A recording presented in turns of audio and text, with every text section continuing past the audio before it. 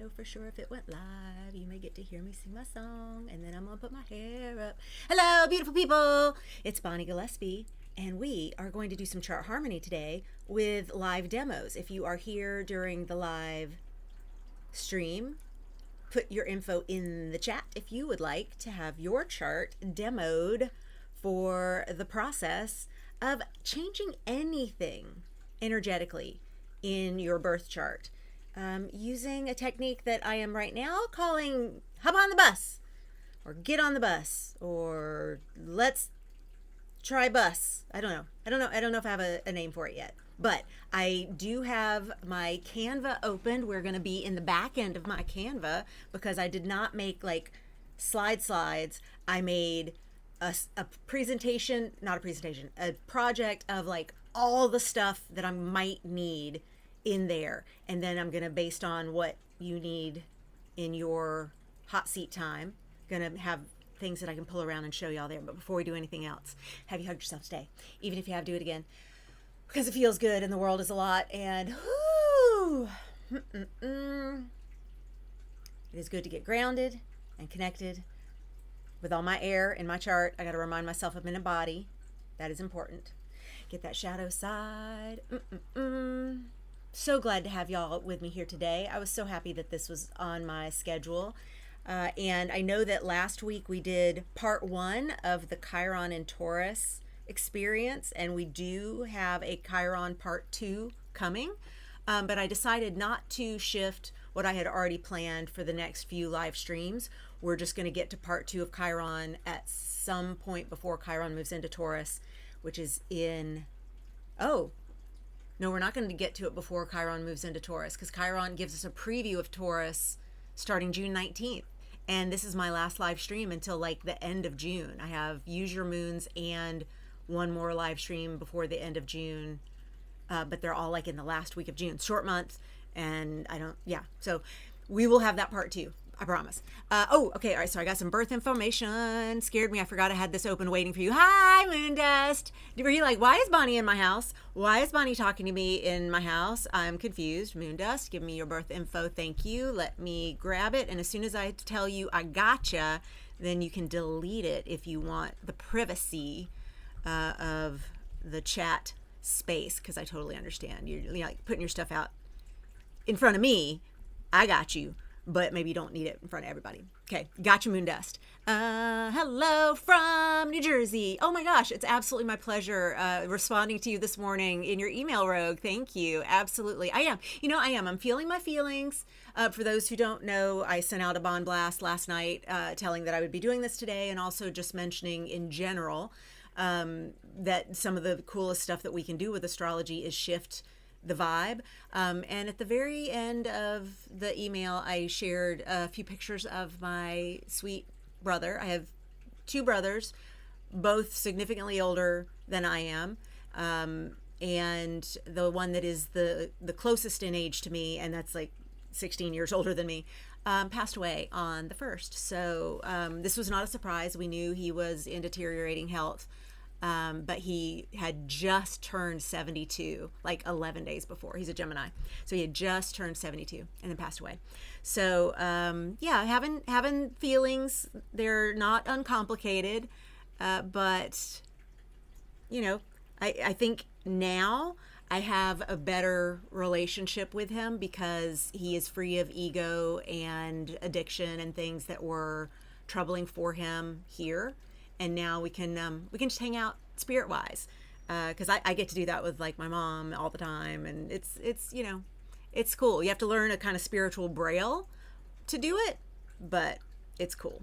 It works. But thank you. That's very thoughtful of you. I do appreciate you. Okay, so let me get your birth info as well, so we can get you. Look at all my Pisces today, y'all. 1010 Westwood. Okay, we have 2 people from New Jersey. And 1 from Minnesota and 1 from Michigan. Y'all, I love these clusters. These make me happy. Okay, Rogue, I got your info. Rain. Hello, Rain. So good to see you, sweetheart. Let me get you. I know you got that Taurus birthday. Yum, yum, yum. 214. Yeah, 9:45 p.m. Thank you. 45. Another Michigan? No, Logan. You are Logan, Utah. My eyes skipped to the wrong place in the chat. No, you did not miss me, Jackie. Rogue says that's better because that way people can watch the first one and get a feel from Chiron themselves, and then you come back to it. Yeah, that's kind of what I'm hoping. The Chiron conversation's a lot. It's a lot. Thank you, Jackie. I appreciate your condolences. Thank you. Thank you, Vio. Good to see you, sweetheart. And thank you. I appreciate your condolences. Yeah, it's yesterday was basically a day talking with all the family because that's how that goes. Because that is one of the things that happens when there is news in the family. We talk all the fam. Okay, let me get you, Jennifer. 9:25 p.m. There's a California girl, Linwood. All right, got you, Jennifer. All right. I'm going to stop for now on people. Yeah, Vio, give me you. Give me you. We'll stop with you. Vio. All right, so I've got Rain, I've got Rogue, I've got Moondust, I've got Jennifer, I've got Crystal, I've got Holly. So y'all can delete if you would like, because I get not necessarily wanting that to be out on the chat. 29. Chicago. All right, great. Yep. Thank you, Vio. Okay, great. So anybody who's watching in replay who wants to play, put your info in the comments. I may come back around and do some things. But what we're going to talk about today is something that I came up with for my Live Your Chart members. And if you're interested in joining us for Live Your Chart, where we do monthly meetups to talk about the woo weather of the month ahead, and June is the last calm, easy month of woo weather for the next few years, but definitely for the rest of 2026. July starts with some of the most aggressive astro that we've seen in years. Watch, but don't watch the astrology podcast for June of 2026 if you depending on how you handle the kind of news that comes, Hellenistic astrologers, I like to say Hellenistic astrologers are hella negative. But they're not wrong. They're talking about the vibe of what's coming toward the end of June to the beginning of July. And it's disconcerting. It's a lot, but it's also stuff that 2-3 years ago we looked at it astrologically and went, what is that going to be? What are we going to actually be going through in 2026? Like, this is such big energy, and now we're like, oh, I get it. I absolutely see where this energy is heading. Very similar to back in like 2018, astrologers were going, what is this thing that's happening in 2020? The astrology of 2020 is so big, I wonder what it could be. And then we're all like, hey 2020, yes, big astro, it's a lot. So just remember that one of the things that we can do is reset how we feel about any kind of thing, any kind of time. That's one of the best parts about astrology. And so this hop on the bus thing that I'm talking about is something that I brought up in Live Your Chart. Go to liveyourchart.com if you would like to come join us for monthly looks at the woo weather and a deep dive in some area each month with you in the hot seat and really taking a look at your chart and making shifts to it and coming up with strategies for better chart harmony. Potentially better, get into a better feeling place. We were doing this in Live Your Chart specifically with just some problematic things that were happening in a couple people's charts. And I was like, hey, the cool thing is we can actually hop on a bus around the chart wheel. And at any time we can get to a place in our chart that feels like it's a little empty or that it's got some not great astro. I'll use myself as an example, just because I can do that before I enter any chart information for anybody else, which I appreciate y'all putting yourselves in the hot seat here. Let me see if you're able to see my screen. I hope I hit the button right. This is my birth chart. I've got decans turned on, that just because it makes it really pretty. I like it. But also the decans can become a part of the conversation. I also have some extras turned on, like Black Moon Lilith and Eris and Ceres and Hygeia, because when we do my ongoing memberships, we talk about some of the more significant planetoids and fixed stars. Algol, I think I have turned on. Do I have Algol turned on? I do. Yeah, fixed star. But so anyway, what I will mention with myself, because it's a great example. I have this little Mars character here at 25 degrees Cancer, conjunct Mercury at 24 degrees Cancer, co-present with my Sun and midheaven, both at 18 degrees Cancer, and my Hygeia at 11 degrees Cancer. So that's in a different decan than the Mars and Mercury part of the story. But Mars and Mercury, but Mars in particular, really does not like being in Cancer. Mars's job is to cut a bitch. And Cancer feels everybody's feelings. So there's no way for Mars to do Mars's work without it hurting the Cancer Mars itself. So there are other signs where Mars is great. Mars in Capricorn is like, I am an efficient machine of warrior energy. What do you need to build? We're going to build it, and we're going to take it out there, and we're going to use it, and we're going to achieve great success with it. Big Capricorn energy. Mars in Aries, Mars in Scorpio. They know exactly what to do with that energy, with that fire, knife, sword, machete, poking, stabbing energy. Cancer, not so much. So I need to do things that help soothe that Mars in Cancer without doing what I did for the first few decades of my life, which is turn that stabbing energy inward. Or to my closest intimates. I was really cruel to some of the people who I was closest to for years because I didn't know how to wrangle the Mars and Cancer energy, and I didn't realize that I had tools like this bus situation that I'm talking about.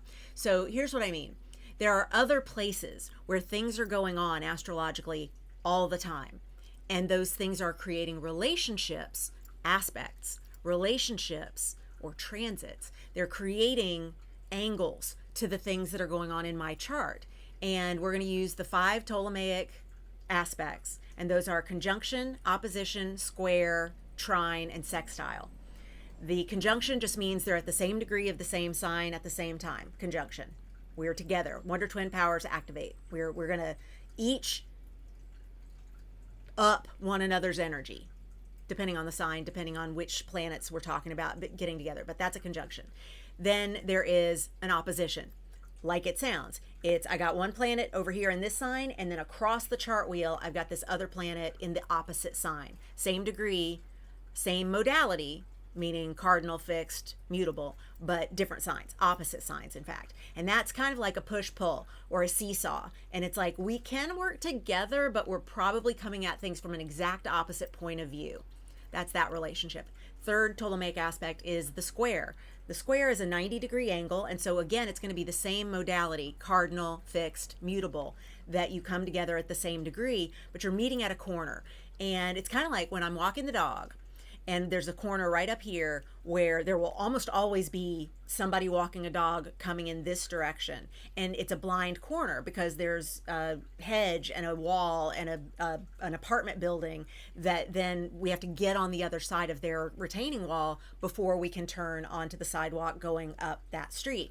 So as we're coming to that corner, if Mala is too far out ahead of me, he could be a nice little snack for a Rottweiler or a pit bull, or what's the latest one that he's not a big fan of? There's a husky that moved in that he's like, your energy's a lot. And we don't want that. So I pull Mala closer in when we're getting closer to that corner because I don't know what's coming. You can't see what's coming, but you can kind of sense it. But that is a square, which can be pressure. It can be a problem-solving energy. I have 15 natal squares in my birth chart, as you can probably see, with most of my stuff being in Cancer and Libra. That sets up a bunch of squares, but then I have things between Taurus and Leo. I have things between Scorpio and Leo. So square, 15 natal squares. I'm like, why not 16? Like, missed opportunity. Give me a square number of squares, like 4 squares. Like, it's right there. Anyway, but the squares can create problem-solving energy that's very creative. That's my positive spin on the squares. The third Ptolemaic aspect I just did. Fourth Ptolemaic aspect is the trine. The trine is between elements. And so this is going to be, if you're looking at my screen, where we have something like Mars at 25 degrees Cancer and Neptune at 28 degrees Scorpio. Those are not exact by degree, but that does create a trine between those two planets. And so they're in relationship because of the element. So now we're moving off modality, cardinal, fixed, and mutable, and we're instead on a trine using 120 degrees of the same element, same degree. That's when we're looking for a trine. And that energy is just free-flowing energy. It's generally positive, but of course, if you're dealing with two bad guys, what's their positive energy? If their like job is to do bad things. If their job is to do malefic things, that energy that's flowing between them can be a lot. It's something to know how to handle. And then the fifth Ptolemaic aspect that we're going to consider is the one called the sextile. And the sextile is a little underused because it's like a gift that we don't remember we have access to. And so again, going back to my Mars at 25 degrees Cancer, a sextile is going to be 60 degrees. So it's half of that trine. And so for me, that would be to my Pluto at 25 degrees Virgo. So they are not of the same element. They're not of the same modality, but they are neighbors down the way. They are 60 degrees apart at the exact same degree. And so then that also means I have a sextile between Pluto and Neptune. It's a little looser because 28 degrees Neptune, while 25 degrees Pluto, but it is considered a sextile, and that's represented by that little asterisk. So those are the 5 elements that we're looking for. And so already, I just looking at my natal chart, I go, there's nothing really helping me with my Cancer Mars, because everything I have around that degree is doing something that isn't helpful for Mars trying to cut a bitch, and that bitch being me. So Mars being at 25 degrees Cancer, I go through and say at 60 degrees, I have Pluto. So Pluto just comes in and says, make it revolutionary, make it transformational, make it for the entire healing of a generation. Great, no big deal, lots of pressure. Thanks, that's great, Pluto, really appreciate it. Okay, fine, so let's move on then to our square. So since the sextile with Pluto is not necessarily helpful, is the 26 degrees Libra Jupiter helpful? No, not really, because it's a square. So I have a square between my Mars at 25 degrees and my Jupiter at 26 degrees. They're both cardinal signs, Cancer and Libra, and they're meeting at that corner, and they're doing so with Jupiter going, hi, I'm really big and I like to expand and I'm going to exaggerate and I'm going to make things really, really, really giant. And Mars goes, okay, then I need to be really excited about all this cut-a-bitching that we're doing. And oh my God, it's in my first house, which is also health. So we see why I have some health issues and had started at birth with health issues, was born with things that needed to be corrected right away. There are just too many stories of Jupiter and Mars getting their energy together and not pointing that sword in the right direction. Okay, fine. So let's move on to the trine. So we tried the sextile, we tried the square. Let's try the trine. We've got Neptune in a trine to my Mars in Cancer.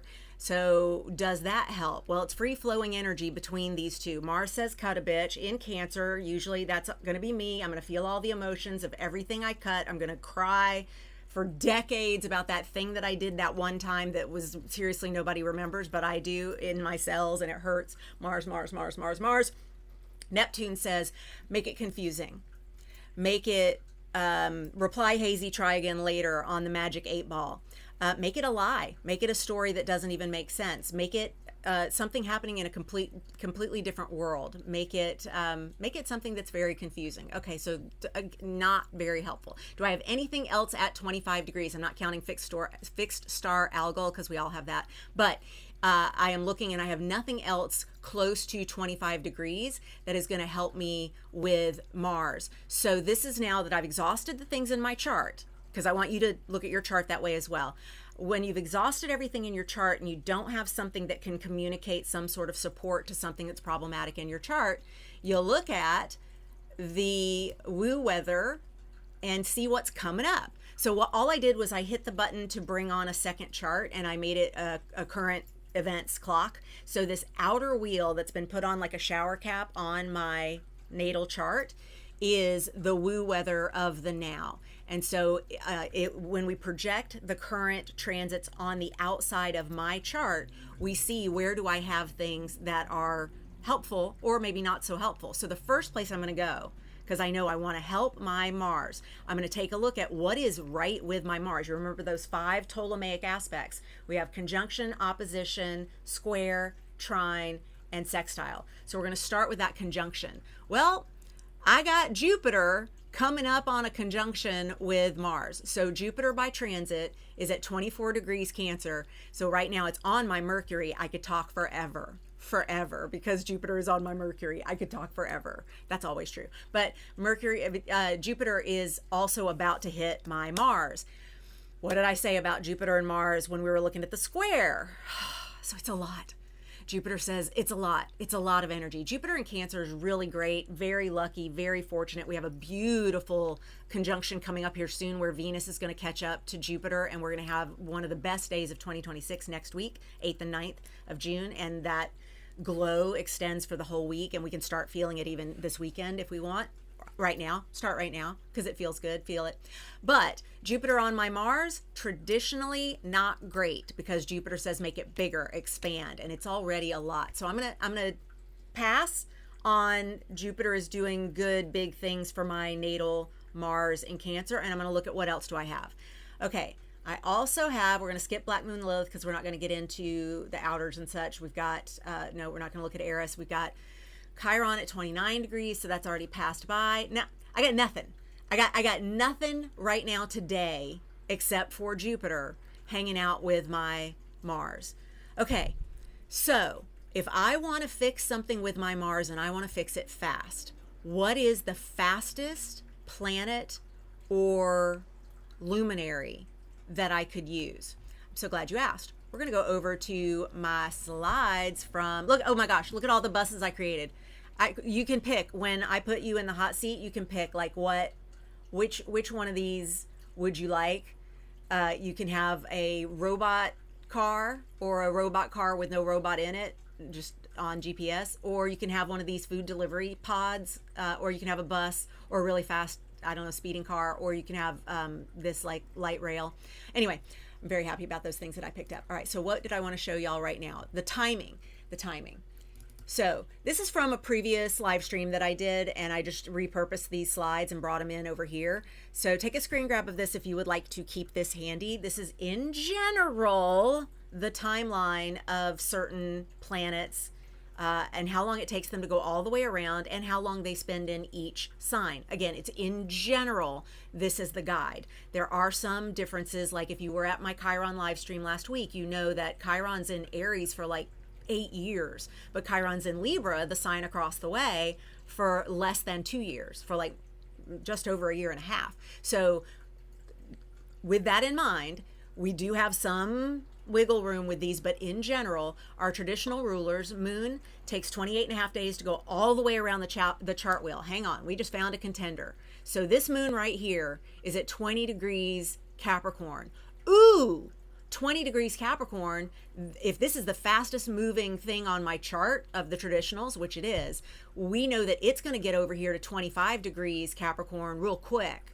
Okay, and even though the Moon is not all that powerful in Capricorn, when we get the Moon across from my Mars, oh, and the Moon rules Cancer. So even though the Moon itself is in a sign that isn't so great for it, Capricorn, it is in the sign that rules my Mars, because my Mars is in Cancer, and Cancer is ruled by the Moon. Okay, I'm liking where this is going. Capricorn Moon should later today be available to me for this little oppositional view, and I'm going to reframe the word oppositional, this oppositional view of how to do my Mars in Cancer. Oppositional does not mean, the way we're using it, does not mean we're at odds. Oppositional does not mean we're fighting. It just means I'm coming at it from the complete opposite point of view. And when the Moon moves over here to 25 degrees of Capricorn, this opposition between the Moon and my Mars is going to allow for, hey, Mars, I know you love to cut a bitch, and I know in Bonnie that bitch is Bonnie, but I'm the Moon over here looking at you in my house, because you're hanging out in Cancer, so like you're visiting my house, Mars, in Bonnie's chart. Maybe we could cut something outside of Bonnie. Maybe we could not turn that weapon inward, and instead of feeling everybody else's feelings like Cancer likes to do, maybe see the cutting as an opportunity for that emotional expression to be released, like cord cutting. Why don't we look at it like that? And then my Mars goes, cord cutting sounds good. That's a new way to look at it. You know, this Mars and Cancer, not terribly creative. It's like Mars is like, I'm very simple with my needs. And Cancer is a very complex sign, and because of all the feelings. All the feelings, all the air in my chart is like, all the feelings. Why all the feelings? I'm like, hey, I got water in my chart. I got to have all the feelings. So this opposition that I'm going to get from the moon in Capricorn in just a few hours is actually just the medicine I need. So I didn't have to hop on a big bus. I mean, in fact, I probably could have walked this one. But I'll say what I did was I spotted one of these food delivery pods, and I hopped on it and let it drive me over to the moon being at 25 degrees Capricorn. So I didn't need a bus because I got it done. I got it done today. This is happening today. And if you're like, Bonnie, that is great. Helps me not at all. Cool. We're going to do demos. I've got 1, 2, 3, 4, 5, 6. Wait, 1, 2, 3, 4, 5, 6, 7 of you that have volunteered to participate today. I'm going to try to get to each of you. We shall see. But I'm going to demo with each of you, not just my own chart, like what it is that we can look to as a solution. And we'll take longer with the first people. And as we get to the end, we'll be going really fast. And I don't want you to think that, well, that's not fair, so fast on those ones at the end. It's like, no, we're taking the longest time on mine because we're explaining a lot of things. Then we're just going to repeat the method, and hopefully over time get quicker at it. Not that fast is the goal, but that's just kind of what ends up happening. Mercury has a cycle of 88 days. No, it's not that Mercury takes 88 days to go all the way around. It actually takes a year, just like the sun, and technically it's the Earth moving around the sun, blah, blah, you know all of that. But it's an 88-day cycle. If you are ruled by Mercury, so let's talk about chart rulers for a second, because that's how this came together. Chart rulers, there. Take a screen grab of that if you need it. These are chart rulers. Saturn, why are you a weird color? That's not the correct color for you, Saturn. You got miscolored in the copy and paste. You're supposed to be all kinds of brown. Let's make you cherry. That's better. Yeah, we don't have any really gorgeous brown, so we'll go with cherry, and then we'll make you a little, let's make your highlights a little more, oh, that's too purple. I know, aren't you having fun with this? Okay, all right, a little better, Saturn. Saturn's a little purpley. It's a little purpley. It's all the time Daddy Saturn spent in Pisces. The purple like got glommed onto him, and now he's back in Aries, and he's got to like get all that Pisces purple off him. But for now, it's close enough. All right, so these are the rulers, and you can see the signs are in each of them here. And so that's how I knew that Cancer is ruled by the moon, Leo's ruled by the sun, Mars rules Scorpio and Aries, Gemini and Virgo ruled by Mercury, Sagittarius and Pisces ruled by Jupiter, Libra and Taurus are ruled by Venus, and Daddy Saturn, of course, in his purple state right now, he looks like one of the California raisins. He is the ruler of Aquarius and Capricorn. Again, this is traditional rulership. So what we want to do with this is we want to say, when I'm talking about an 88-day cycle for Mercury, what I'm actually saying is people who have big Gemini and big Virgo energy have 88-day cycles in their life, because Mercury's on an 88-day cycle between retrogrades. And that pace and being in each sign for about 3 weeks is very Mercury. And when you talk to people who are Gemini or Virgo as big, one of the big three, the rising, the sun, or the moon, it's quite likely that they've gotten used to that kind of pace, and projects end up taking that timeline. Things that they're working on, like a challenge or an exercise or something in school, is going to take that kind of timeline.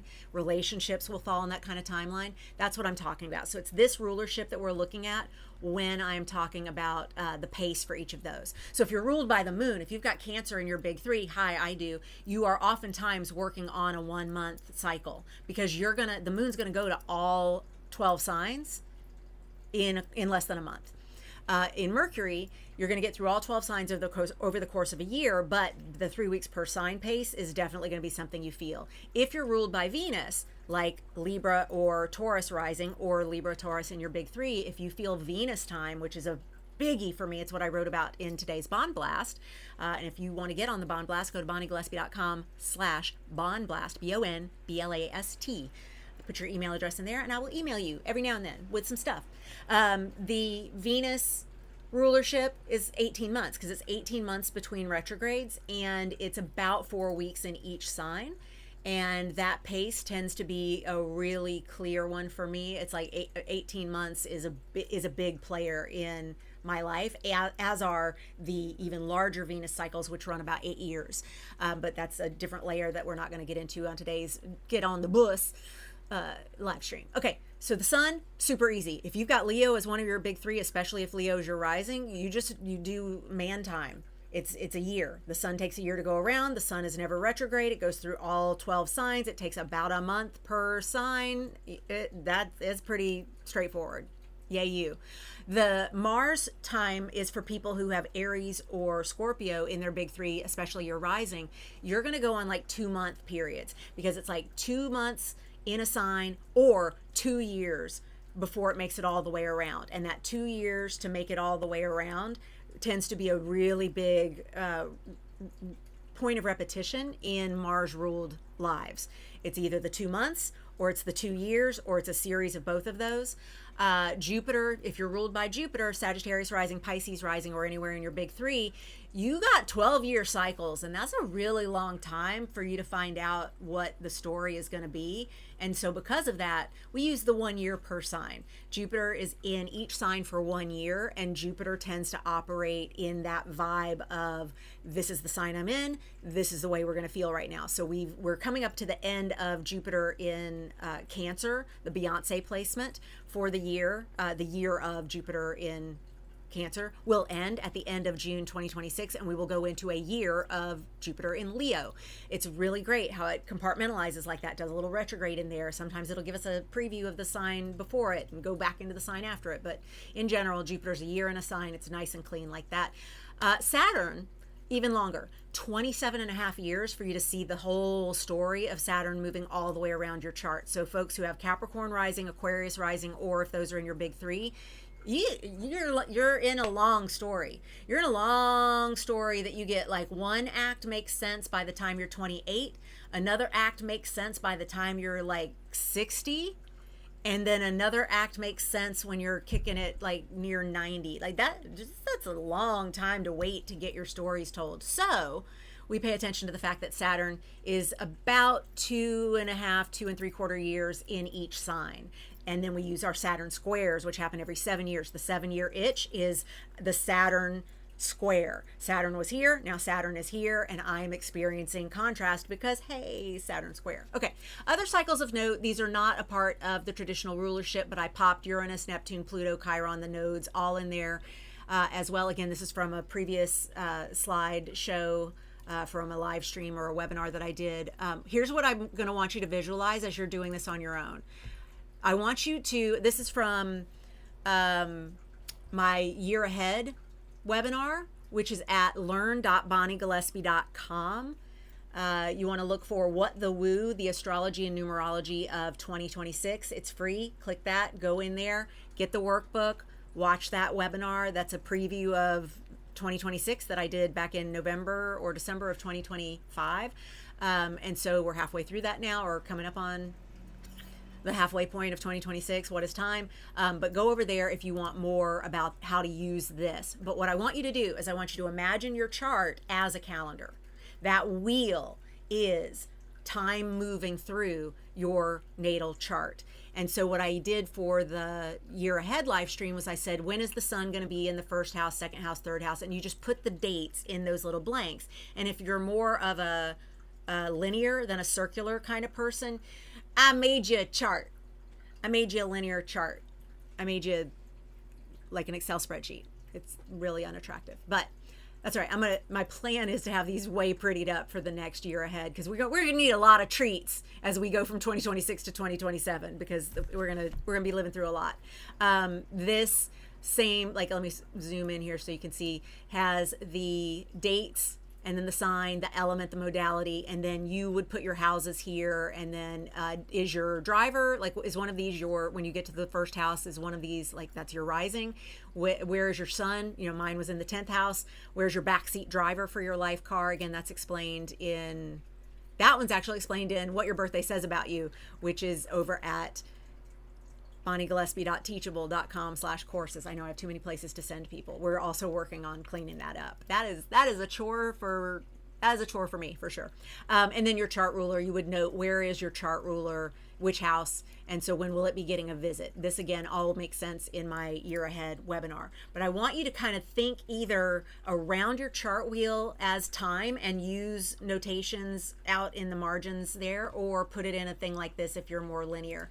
And what I'm going to do as I calculate each of my volunteers' charts is I'm going to come over here and grab one of these handy chart wheels that I have, one for each rising, and we're just gonna move. You're gonna get to pick your vehicle of choice, and we're gonna see how you're going to pick up that bus to get to an improved situation. And so those of you who volunteered, I want you to think of what planet needs the most love in your chart. And if you're not advanced enough to know, like I don't even know, think about what it is that needs help vibe-wise. And so what are the vibes? I'm so glad you asked.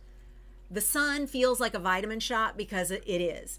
If you feel like your sun is not constantly giving you vitality and warmth and feeling like a vitamin shot, and in fact it's a lot of work to be the navigator of your life car, you may want to see if we can like get a bus to show up energetically to your sun. The moon, that's how we get our needs met. That's how we feel safe. If you're like, I never get my needs met and I never feel safe, you're going to want us to do a bus to your moon.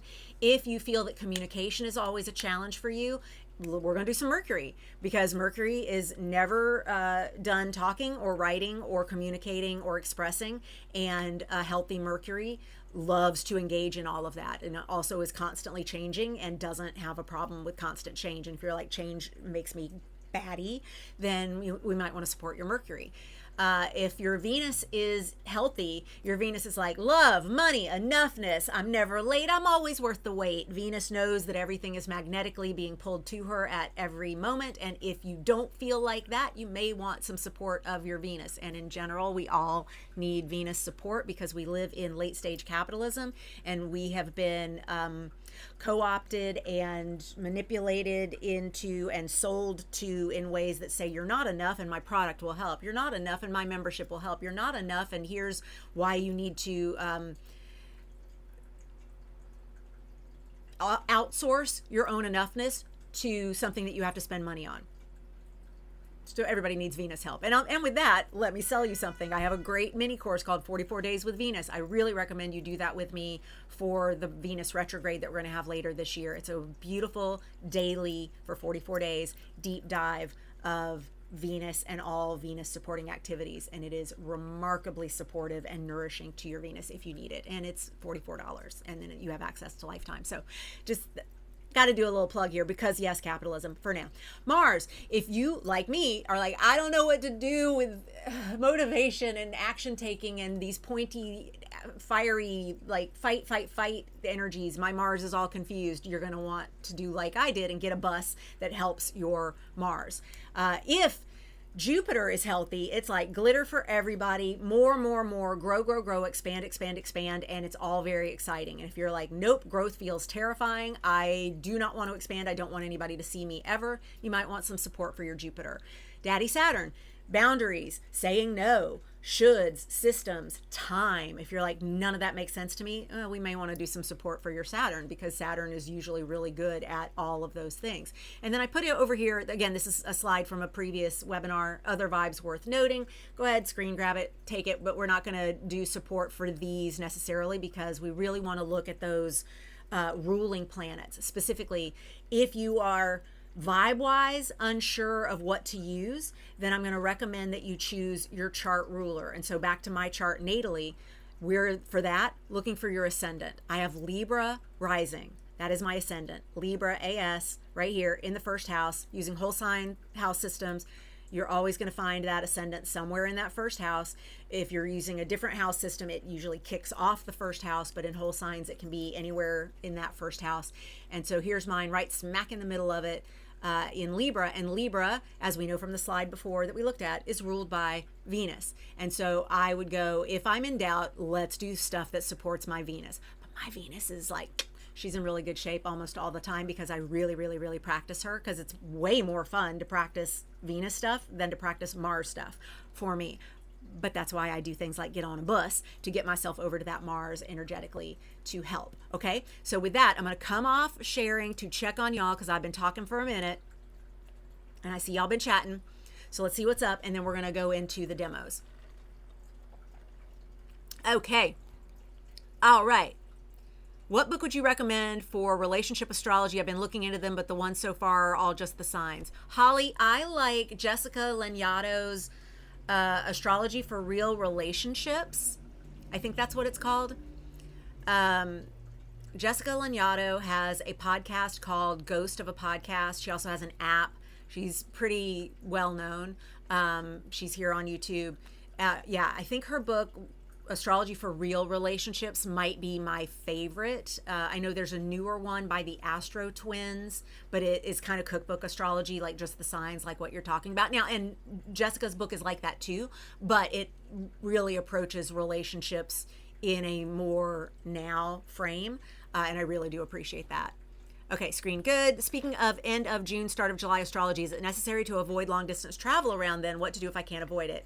Okay, so manager, you may not be able to avoid travel. Then your job is to stay in your own lane. Stay in your own lane.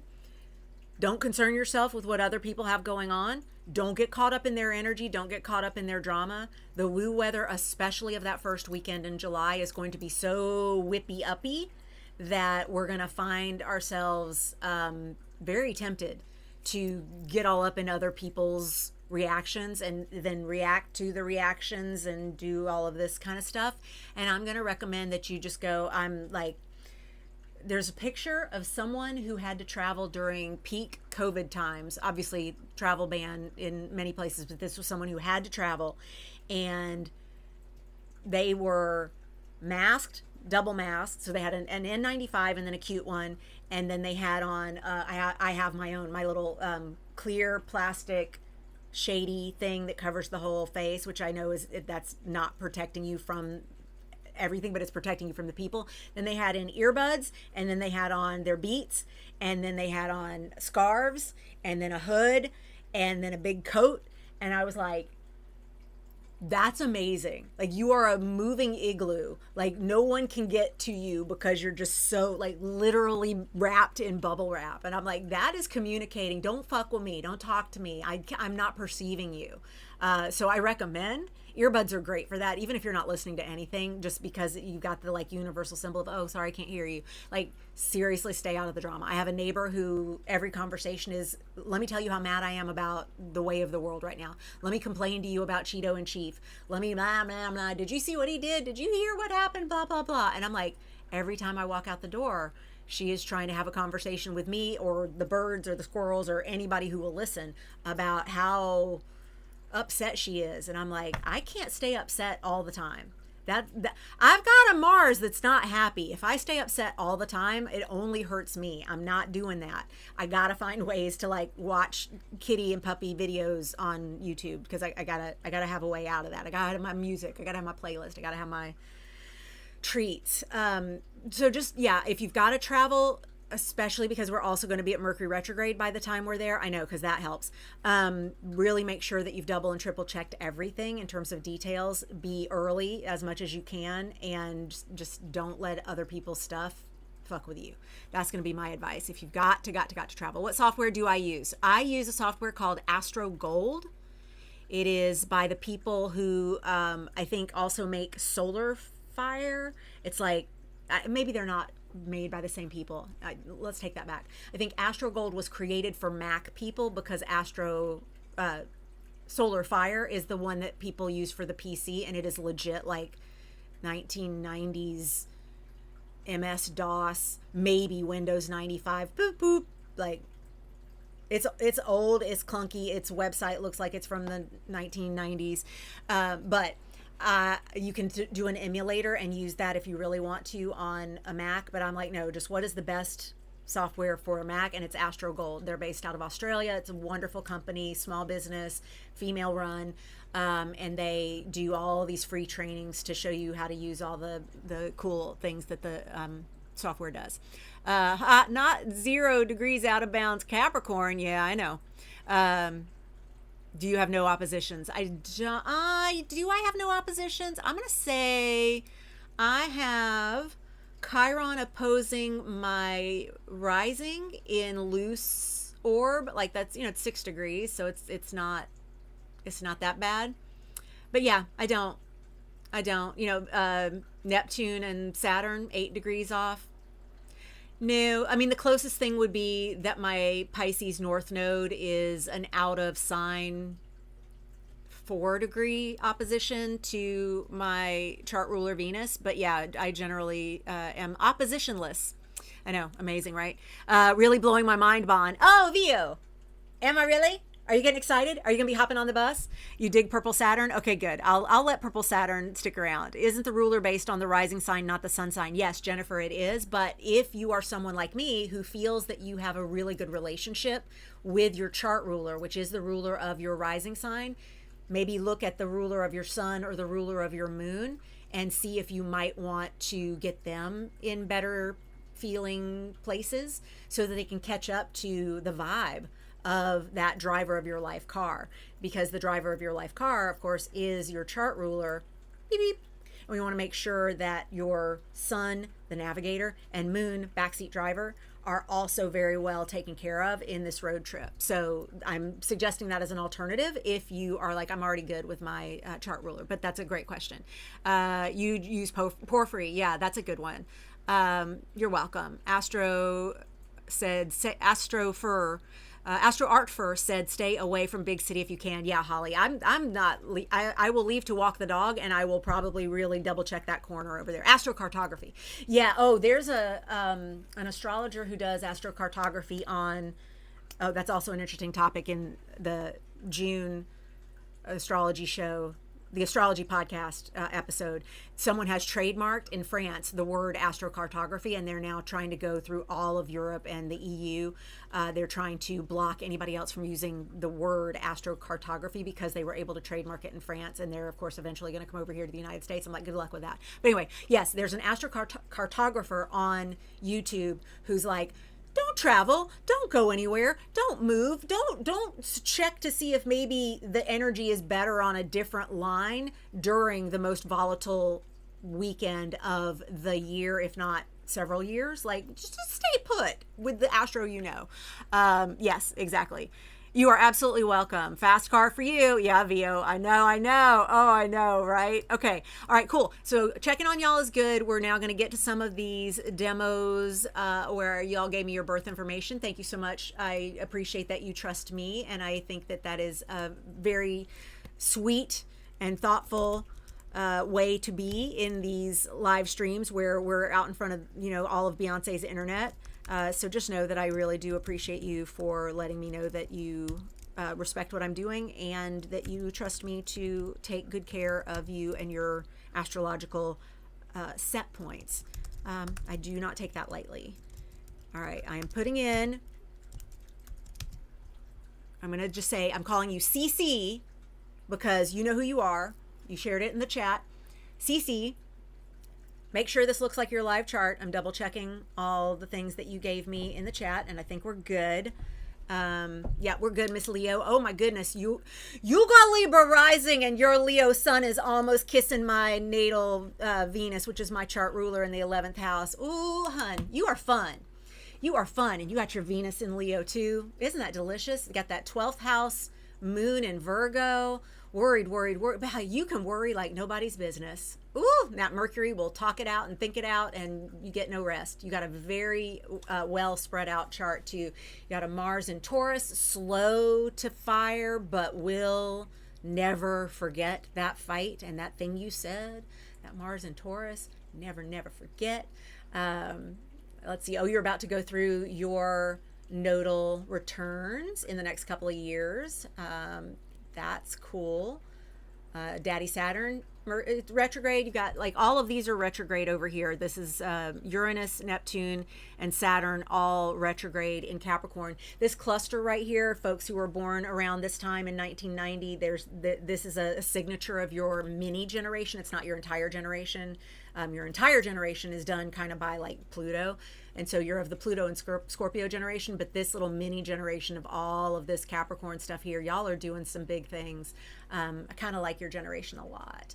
All right, but so let's look. What would you say? I'm just going to pick you, because if we play what would you say it's going to be forever on the chat? So let me just take a look here. I would say your sun probably feels really good up there in the 11th house. Your chart ruler Venus is probably in great shape up there as well. Let's support this moon. This moon in Virgo, little nervous, 12th house. How do we get our needs met when we're in this dark place where the thoughts never stop coming? A Virgo moon, a Virgo 12th house. Virgo Mercury, very, very, very, what could happen, what could happen, what could go wrong, what could go wrong, what could go wrong. I have to make sure it's perfect. I have to make sure it's perfect. I have to make sure it's perfect. And with that Leo in the 11th house, I mean, with the sun in the 11th house, my sun is in the 10th house. I know this signature very well, that the 12th house worries a great deal about how does it look? And having a Venus chart ruler, of course, Venus is like, it's very important how it looks. And so, of course, Virgo can really double down on that. So let's see, how do we want to support this moon? Like I said, step one, we're going to take a look at the natal chart itself. Do we have something in the natal chart that can feed this little moon in Virgo? So we're going to go to those 5 Ptolemaic aspects, the first one being a conjunction. We have nothing conjunct your moon, so we're not going to be able to do it there. How about an opposition? Do we have anything opposite your natal moon? No, we don't. So we're not going to get help there. Okay, let's take a look for a square. Now, a square is going to be anything in a mutable sign. So that's Sagittarius. We're not going to play with Black Moon Lilith today, but so we have nothing in Sagittarius for you. How about something in Pisces? No, because we're not playing with Hygeia, and that's too far away anyway. So no, we don't have anything there. And then we don't have anything in Gemini. You have no squares supporting this little moon. Okay, good and bad. Good meaning that there's no like, surprise to a moon that's already really nervous, but also nothing we can do for help on that one from within the chart. So now let's go to trine. And the trine is the element. So Virgo is an earth sign. Let's see if we have an earth sign that can help. We've got a Capricorn Neptune retrograde sandwiched between Uranus and Saturn, not helping this moon, because this Neptune is the storyteller, the liar, the reply hazy, try again later, and it's retrograde and it's in your 4th house. And so it's like over there going like, oh, the problems are so deep and they're ancestral and the stories are so forever and ever. And Saturn's like, yeah, that checks out. And Uranus is over there going, we should just break shit. We would feel better if we just broke free from all of this. And Virgo is just like, I'm having a panic attack. Where is my Xanax? So we're not going to look to them. I appreciate this trio, but it's a little too powerful for this Virgo moon. So then we take a look over here. Do we have anything at 11 degrees? Again, we're not going to be talking about our planetoids and asteroids and things, and so that's no on that. So then what do we have? Sextile. Sextile is anything that's the neighbor down the way, so anything at 60 degrees. So we've got Pluto at 64 degrees. That's a really powerful planet. I don't know that I want Pluto supporting my moon. That's like starting with the like, hi, I've never had a drink before and I would like to try heroin. Build up, baby. Build up. First of all, don't do heroin, but also you get the analogy. Okay, then what would another sextile be? No, nothing. All right, we're gonna have to get a bus. All right, we're gonna have to get a bus. So here's what we're gonna do. We're gonna go over here to our Libra rising option, and I am going to duplicate this so that I can make one custom just for you. And we're going to make you take up the whole page here. Oh my goodness, Bonnie, that was too much. That's too much, the whole page. All right, let's get over here. Center it and center it. Got to. Virgo 12th house. You know me. All right, so we got the AC there. We're going to put, yes, this is my paragraph text. We're going to put the moon, and my moon is going to be this little guy, and you're like, that doesn't look like the moon. And I'm like, I know, I got to change the font. Font, there. Okay, no, not all, just this one. All right. Well, that's not what I meant. Oh, it's because it's on all caps. There we go. All right, so we're putting this one here. that is what we are working with for you. And we're going to pick a bus for you.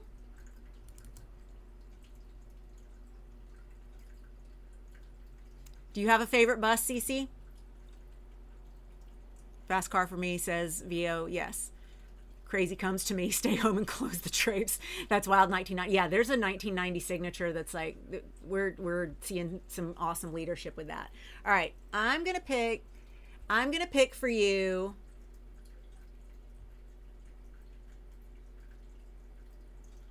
I'm gonna pick for you this like not aggressive bus. Here we go. And so this is for Cece. All right, bus. There's a bus. I think we got to flip that bus. Let's flip that bus. There we go.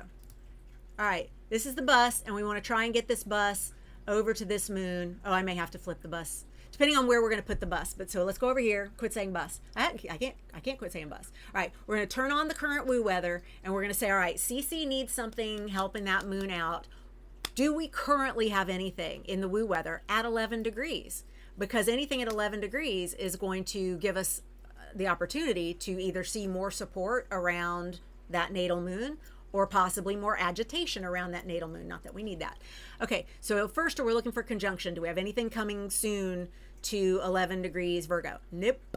So conjunction's out. Next we go to the opposition. Do we have anything coming soon to Pisces 11 degrees? Nope. So the opposition is out. All right, cool. Let's go to the square. Do we have anything coming soon to 11 degrees of Sagittarius? Nope.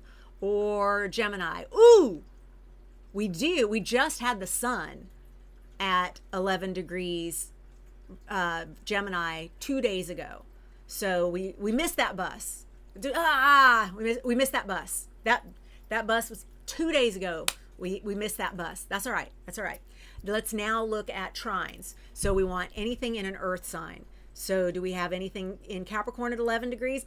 We missed the moon bus. That would have been a great one. The moon bus was just here yesterday. So we had the sun 2 days ago. We had the moon yesterday. We missed both of those buses. But do you see how a bus is coming every day? You see how there's always going to be a bus we can take? Not all the buses are the right route, though. We got to make sure we're picking the right one. So let's look at your other earth sign, and that would be Taurus over here. Ooh, hello, Mars. Mars in Taurus is sitting at 11 degrees right now today. Why don't we use that? Because that is happening. That is happening at a trine right now. So that right there, we're going to flip you back because, in fact, you are going to be going that way. This is the bus that is the transiting. We're going to take you, we're going to copy you, and we're going to put, you are 1, 2, 3, Mars. Yeah! All right. This is the Mars Express. No. Is it the Mars Express? Do you like an express? Not everybody likes an express. I understand that. All right. Oh, that background is way too much. Mars. Ooh! All right, that's seriously. That spread needs to be smaller. All right, excellent. All right, close you. Close you. All right, so this is our Mars bus. Boop, boop. There we go. That's a Mars-powered bus. So, already today, you have this trine energy between Mars at 11 degrees and your natal moon at 11 degrees. Mars is at 11 degrees Taurus, and that's a trine to your natal moon at 11 degrees Virgo. And so we are taking that bus and we are saying, can you please deliver this energy of Mars? And Mars says, take an action, cut a bitch. What do we need to do? And this trine energy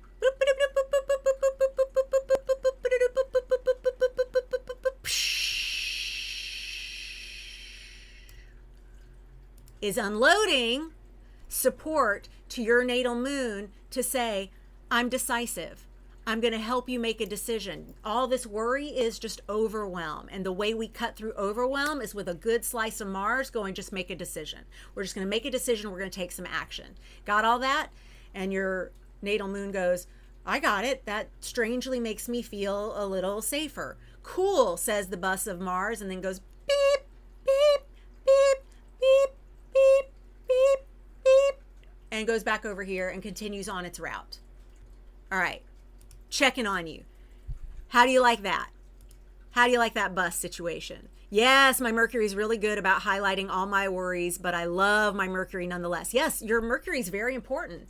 It's not only the ruler of your moon, because Mercury is taking care of that moon in the 12th house, but you've got Mercury there. So that support system is actually really beneficial. I would imagine some of the action you could take that Mars bus might have advised you to do is you've got a whiteboard filled with all the ideas, and it's time to just pick the one, and you're going to highlight that. You're going to work on that. You're going to message that. You're going to get that air sign out. And I know Virgo's not an air sign, but Mercury in general does air-like things, because co-ruler with Gemini there.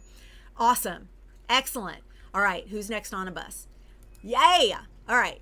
I hope y'all are getting how this is happening. And what we will do now is go to Holly was next. All right. Let's go. Come on now. Let's do this. Edit. Yes, edit. Thank you. Holly, got you. And I know you got my husband's birthday, except for decades later. Okay, 5, 4, 6 a.m. We need hold music for this part.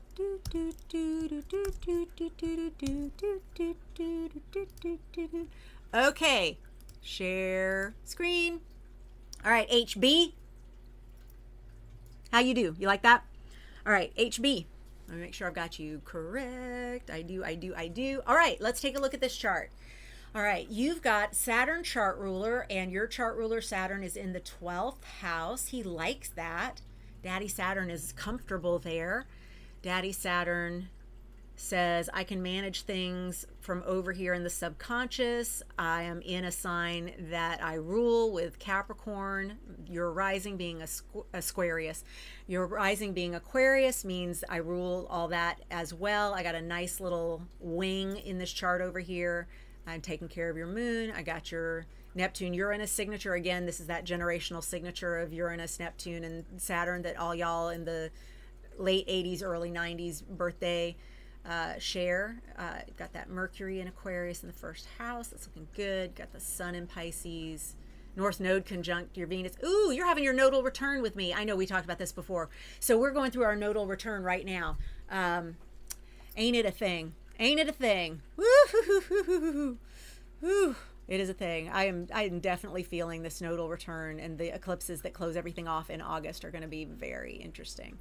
Your Mars, another Mars in Taurus. Look at that. Slow to anger, but remembers it forever. That Jupiter in Taurus is yummy. Jupiter in Taurus saying, yes, more, all the things, especially Venusian things. I like your chart, Holly. Pluto, 10th house, even though your midheaven is 11th by whole sign houses, that Pluto in the 10th house is very powerful, very potent. You are not ignored when you walk into a place. Your energy is very powerful with that Pluto 10th house.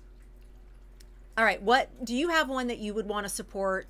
Which one? Because I know I said I was not going to ask y'all what you want to support, but it's not the funnest. Okay. Mars or Mercury, please. Yeah. Okay. Yep. I got you. Yeah. Let's help your Mercury, because your Mercury is a part of how you self-express, and Mercury in Aquarius is all the ideas and all the words about all the ideas. But when it comes to executing them, why you got to pin me down like that?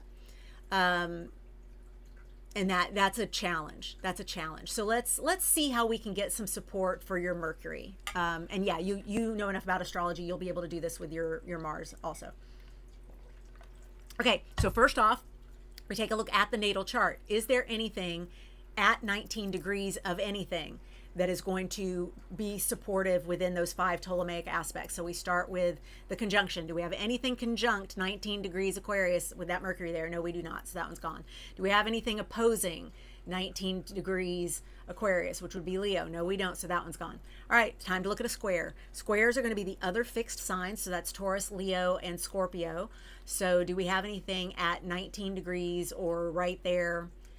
For Taurus, we do not. Do we have anything at Leo? No, we already talked about that one with the opposition. How about that Pluto 15 degrees and retrograde?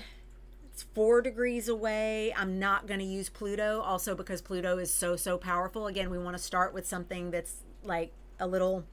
Again, I've never had anything to drink before. Here's a cooler. Here's a wine cooler. Here's a White Claw.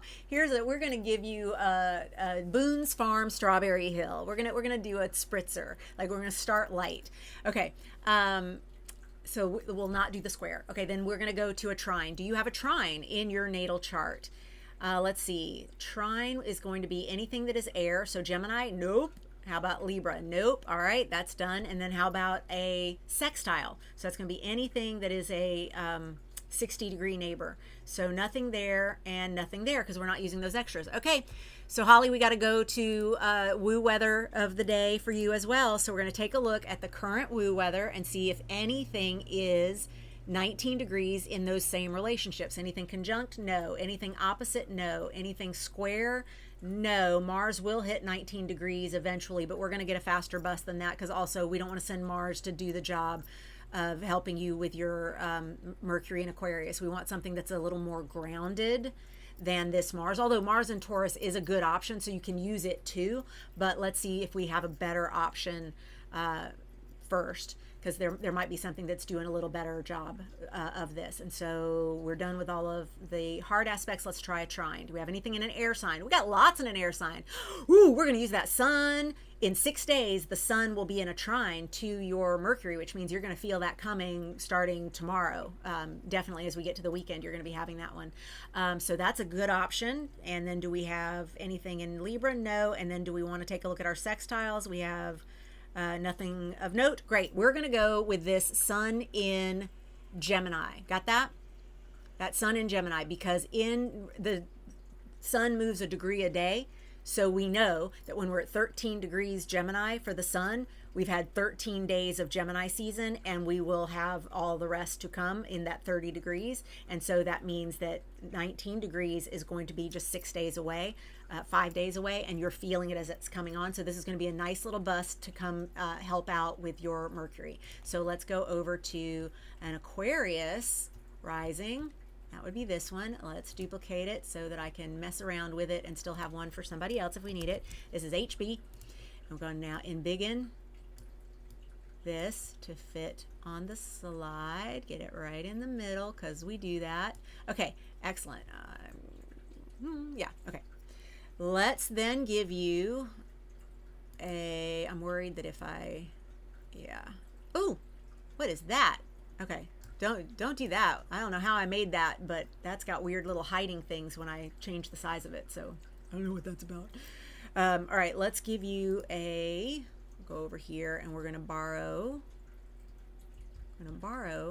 that moon because it's already in the right font. But I know we're not doing your moon. We're doing your Mercury. And so we are going to go over here and we're going to change this to Mercury. Woo! Mercury, you big. All right. There's your Mercury.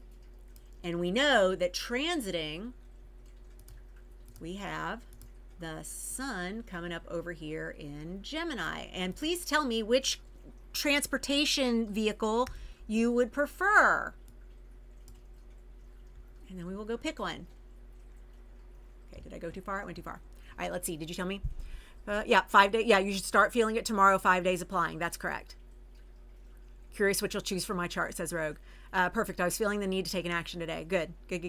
No, I don't have much at 19 degrees. Yep. Okay. So what do you want? I'll pick. Okay, great.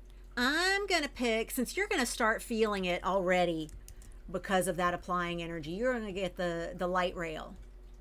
Light rail is also really good, I think, for that Mercury energy. So here we go. We're going to put some light rail there. And we're going to actually turn you. Are you going this way? Well, that looks weird. Let's flip. Yeah. So we're going to go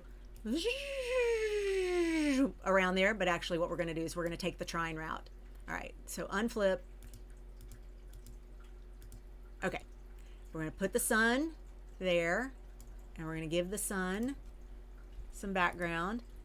And we're going to, again, we're going to go like 55, and we're going to give it sun color. We're going to make it not such a spread. Sun color is going to be orangey. Orangey. Yeah, we can make it a little darker. There we go. 66. Okay. All right. So this is the light rail sun, and we're going, please, on the day that you reach, what do we say, 19 degrees?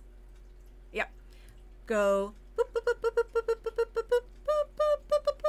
and deliver that shot of vitality. You remember those key phrases that I had for each of the traditional planets, and the sun was a vitamin shot? Please deliver a vitamin shot of being seen energy to my Mercury, and let my Mercury take that bright idea that is it coming in focus and isolate that. Just choose. Think about this, especially Gemini sun says, I've got two choices. I'm the twins. Right. But eventually we want to pick what is the route we're going to take for this thing we're going to do. And especially since you said you want something that helps you with the decisive energy. And again, I know you understand astrology well enough that you can be doing this simultaneously. You can also get that square from transiting Mars and use that same kind of vibe that we did over here for our first volunteer. So we're going to give you 2 buses. Well, one light rail and 1 bus. Get over here. There we go. All right. So you're going to have a square. That one's going to come later, but you can use your Astro software to find out exactly when. But you are going to get decisive from the Mars and being seen and feeling good about it from the sun. And those are buses that you can get over the next week. No problem. No problem getting those buses over the next week. I forgot my sound effects on that one. All right, good to go? Yes, we like, I hope. I hope. Let me check on y'all. All right, hope you're having fun. We're gonna get going some more with some of these. Let's pull off the transits. Let's do that one over there. Yes, please. Let's edit. No, don't need to do that. We want to edit. I keep editing the chart. All right, so let me check you off. HB, let me know in the chat how that felt for you. We are next going to do moon dust. And I'm doing these in the order they came in, I think. All right, 12:20 p.m. Living Minnesota. Oh my God, I saw the best. Oh, greatest new chart. There we go. I saw the best protest sign for Minnesota. It was for the ice presence there, and it was you thought you'd come to Minnesota and create problems, but we said, oh no, you don't. Oh my God, I love it so much. I love it so much. It's so cute. It had a bird on it. It was adorable. All right, moon dust. Here we go. Does this look like you? Did I get you right? 12:20 p.m. Hibbing, Minnesota. 5:10. No, that's January. Edit. You're not January. You May. That's a whole different story. Let's try that again. Calculate. There. Now I should have you right. Please to check. See, that's why we check. All right. So what do I see in your chart? I see that is a potent, fiery first house. We definitely have to have a conversation about that Chiron on your ascendant. Sorry about that. Mars in the first house, decisive. Jupiter, third house, Libra. Love that Jupiter. Powerful Pluto. Moon in Capricorn with that same generational signature. Look at you, early 90s with that Neptune, Uranus in Capricorn, both retrograde, coming back toward that moon. Okay, 29-degree Aquarius for your Saturn, 29th degree, very powerful. Venus, Mars, not too happy. What do you want to go? What do you, moon dust? What planet? What do you need help with? What do you want? Because you got a few to choose from. You got a few to choose from. And that Taurus, 10th house, Mercury, Sun, midheaven, in it for the long haul. So the ruler of your chart is your Sun, which is in the 10th house. 10th house Sun. You're going to be seen. You're going to be famous, like it or not. People gonna know you. People gonna remember you. 10th house Sun, spotlight's on you. Can't turn it off. I know Leo Rising's like, that's fine. But the evil, mean joke that we play on Leo Rising is you've got this Cancer 12th house going, I'm worried, I'm worried, I'm worried, I'm worried. And it's like, ugh, how can you do Leo Rising with that much worry behind you there in the 12th house? I know, it's so mean. Yeah, what do you want support with? Let me check you. Let me check you. Venus? All right, let's do Venus. Yeah, doing the most in Aquarius. I know that Saturn is definitely doing the most. You don't have, and you have Saturn ruling your moon, so that's a conversation we would want to have at some point as well. But I agree. Let's do some Venus. Let's do some Venus, because that Venus in Aries, so close to all that Taurus energy of actually being domicile for love, money, enoughness, values, and valuables, and feeling treasured and magnetic. And instead, you've got Venus in Aries, which is going, I got to take action. And because it's in the 9th house, I got to learn more. I got to become more of an expert. I don't have enoughness or love or money or value or magnetism until I have studied all the things, learned all the things, experienced all the things. I have so much I have to do. Because Aries is saying go, go, go, and don't even think about it. And that Venus is like, I really feel like I shouldn't be moving like this all the time. And she shouldn't. So how do we support that? Let's look at what do we have at 9 degrees. Conjunct, nothing. 5 Ptolemaic aspects. Conjunct first, nothing. Done. Opposition. That Libra, Jupiter at 5 degrees. Because it's retrograde, it's going in the opposite direction. So we're going to go no-go on the opposition. Then how about a square? So let's look at Cancer. Let's look at Capricorn. Nope, we are out of decans on the Capricorn situation, so that's not it. Let's go to a trine. A trine is going to be anything in a fire sign. So do we have something at 9 degrees of fire? We do have a loose trine between your Mars, which rules Aries, where your Venus is. So I think in general, we want to get your Mars in Leo talking to your Venus in Aries eventually, but let's try something softer for now, bus-wise. But that's a conversation that's going to be very supportive when we really get used to how to get those communicating clearly. But let's not start with heroin. Let's go to Boone's Farm. Metaphor makes sense if you were listening earlier. If you're hopping around and being like, "What do you mean?" For some reason, an alcohol versus heroin juxtaposition I'm using for the intensity of the bus that you want. I'm mixing my metaphors here. And then finally, let's look at our, oh wait, did we have another trine in the another fire sign? No, nothing in Sagittarius. Okay, so then let's take a look at the sextile. Do we have something at 9 degrees on either of these? We do not. Okay, so we're going to get a bus. We're going to get a bus. We're going to get a bus. All right, so let's see, what do we got? What do we got coming up on 9? By conjunction, nothing. Neptune's too slow, won't be there for years, and we wouldn't want to use one of the outers anyway, so no thank you there. How about an opposition? Nope, nothing in Libra for a while. Okay, great. How about square? Do we have anything coming up soon there? We just missed the moon bus. That was at 9 degrees yesterday, or late the day before. So missed that one, but that's all right. That's another one's coming right along. That's why we're doing it. Get hop on the bus. There's lots of buses. They're coming all the time. We missed that one. That's fine. There's another one coming. Just give it a minute, especially with the moon. We can catch the moon with a sextile when it gets to Aquarius. So like we can grab that one. Like you can grab the moon bus every few days. That's my favorite one to use because the moon is activating something in your chart every day. It's just beautiful. Love the moon for that. The moon is so powerful and so underutilized, but that's okay, baby. We're telling them. We're telling them. We're getting them aware. We're getting them aware. We're going to have everybody feeling supported by the moon, and then get this matriarchy started here before too long. Just give us a little bit. All right. Then what do we have by trine? So what do we have in fire? Nothing. Okay. What do we have in sextile?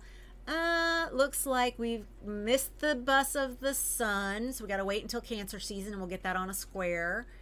And the sextile in the other direction is Pluto. Okay, so we're going to use the moon, and we're going to let the moon get to, let's get the conjunction. Let's get the conjunction of the moon. How do you feel about that? We're going to use the moon, since I'm talking about how powerful the moon can be, and we're going to talk about, let's find out, when does the moon, let's get an aspect here. We want transiting moon to be at a conjunction with your natal Venus. Boom. June 9th. Great. That is no time at all. And by the way, the 8th and 9th, as I mentioned earlier, are like the best days of 2026 because of this absolutely gorgeous conjunction between Venus and Jupiter in Cancer. Do not miss this. It's like the most magical day of the whole year, and we're moving toward it right now. We will have it exact on the 8th and 9th of June. Continue to live in the afterglow of that for as long as possible, because by the end of June, it's a shit show. That nothing we can do about it, y'all. It's just the woo is going to keep wooing. All right, let's find a Leo chart for my moon dust. Boop, boop, boop, boop, boop, boop. Leo, Leo, Leo, Leo, Leo, Leo, Leo rising. Boom. All right, I got a Leo rising chart. I'm going to embiggen you, put you in the middle. We're going to give you a name. We're going to give you MD for moon dust. We are going to get some of our graphics from over here. We're going to start with that moon. Copy. We're going to get you Venus. Venus looks like that. Got your Venus in Aries at 9 degrees. And we are going to get a bus. Did you tell me what you want bus-wise? You have jury duty on the 9th. Blame a current transit on the substance theme. For real. Let's do that. For real. Yeah, what kind of transport do you want, moon dust? Did you already tell me? You want me to pick? I can pick. Since we're going through Aquarius, let's pick this.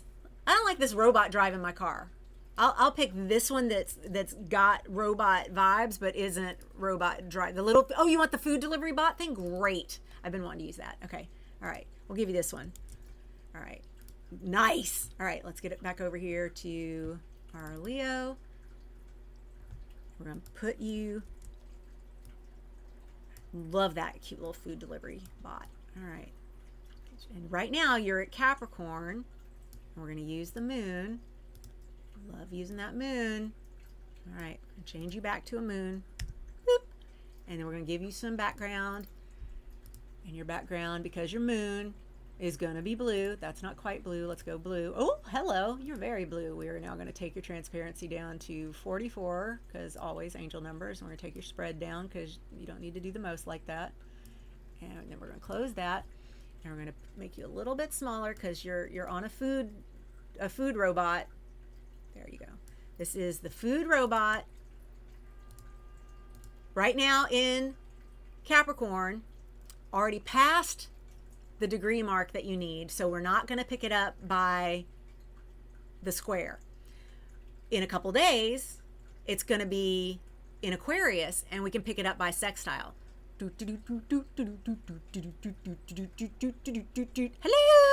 I've got your Boone's Farm. I got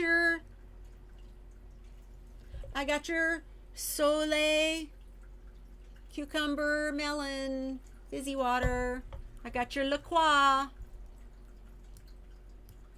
So we can get a little bit of it in a couple of days from that sextile. The sextile relationship is there's help here, but you got to work for it, because that 60-degree angle is like having to reach for something in the backseat of your car. You can get to it, but you're not going to be able to see it. So it's usually taken for granted. So you can get a little bit of help, that way. And then, of course, the big help that we're counting on is when we get to that June 9th. Hello, now I'm in Aries because I traveled here, and you're going to have a conjunction between the moon and your natal Venus. And you get this every month because the moon goes through everything in your chart every month. And so if you like playing with the moon, which is the moon is going to bring me emotional, intuitive, go with the gut, trust that I can get my needs met, feel safe energy brought to that Venus that's in a very hot Aries place where Venus is like, oh, I'm so not comfortable here. I'm schwitzing. Like, could you please just get me a breeze? And that moon is coming in and going, I got a breeze for you. Here's an ice pack. Put it right on your tailbone. It is going to feel so good. Like, it's going to give you all the little hot flashes tools. Not that you need them yet, but I can tell you what they are. And they're like, that's like an ice pack on the coccyx is like, blah! Such a good one. Also on the back of the neck. But anyway, this moon delivery guy here is definitely bringing you good energy once a month at minimum, because you can also catch it at all those other relationships. As the moon continues to move around, here's another sextile. When it's at 9 degrees, was 9 degrees your number? When it gets to that degree of Gemini, it's giving you another sextile. When it gets to Cancer, it's giving you a square. When it gets to Leo, it's giving you a trine. When it gets to Libra, it's giving you an opposition. When it gets to Sagittarius, it's giving you a trine. When it gets to Capricorn, it's giving you a square. And when it gets to Aquarius, it's giving you a sextile again. And then back to Aries in a month for another conjunction. How you like that? Can you make that a date? Like, actually use your app to find out when is that happening and make that a date of just, we're calming my moon, the moon is calming my Venus down. The moon is coming over to say, I'm here to get your needs met.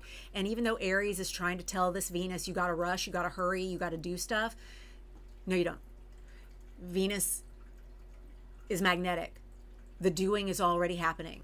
You are pulling things to you through that magnetism, and Aries is just like, you got to move, you got to move, you got to move. And Aries is wrong. Venus pulls in, just receives. And this moon is here to remind you, you can actually just be, and all the good stuff will come to you. You don't actually have to take an action. That's an Aries thing. And even though you are in Aries, you do want to take aligned action when that's time. But for now, let's practice receiving, and see if that can create some shifts for you over the next month, because you're going to get a lot of opportunities by using the moon. I love using the moon specifically because when we use the moon, it gives us the opportunity to really spend some good energy around changes that can happen very quickly. Because the moon is like, it's here. The moon is here again, and then it's here, and then it's here. It's like always moving fast like that. Okay, Rogue. If Rogue is still here, we're going to do you now. RR. We're going to do some March. We're going to do some 12th. We're going to put in the rest. We're going to go 10 p.m. Westwood, New Jersey. All right, let's see if I got you. RR. Can you check my work, please? Rogue. Can you check me, please? I know you know astrology very well, so just clock that. Make sure I got everything correct here. You got that Scorpio rising. The fact that you were even willing to share your birthday with me, thank you. I understand what a big deal that is. Scorpio rising, big deal. Thank you. Truly appreciate the trust. I will not abuse it. So let's see. Aquarius. Let's see. Scorpio rising, ruled by Mars traditionally. Mars exalted at 0 degrees Capricorn. Okay, all right, Beyonce. So you have a Beyonce chart ruler of your Scorpio first house. All the confidence in the world. No problems with that whatsoever. A gorgeous Jupiter in Sagittarius domicile. Second house, bling, bling, bling, money, money, money. Except that Neptune is going, or maybe it's confusing. So we just got to like diffuse that Neptune energy. But that's all right. That's right. That's more generational than personal. Daddy Saturn, your Daddy Saturn is very close to mine. Mine's at 20 degrees Taurus.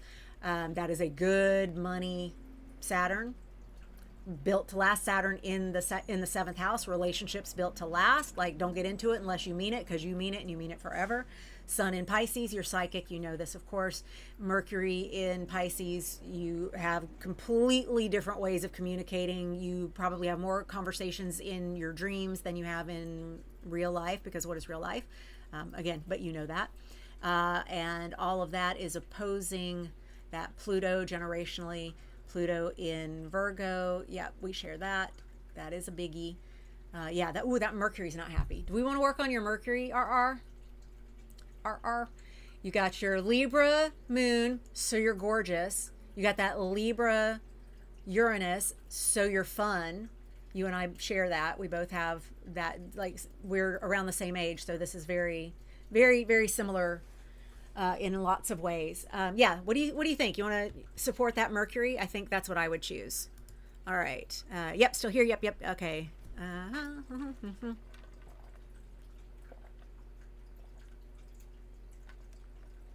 Big ups, Mercury and Pisces crew. Yep. I know. I love y'all. I love having my Mercury and Pisces crew. I love the way we communicate, like on all the dimensions, all the time. All right, Rogue, I'm going to pick that for you. We're going to go with Mercury, 27 degrees of a mutable sign, Pisces.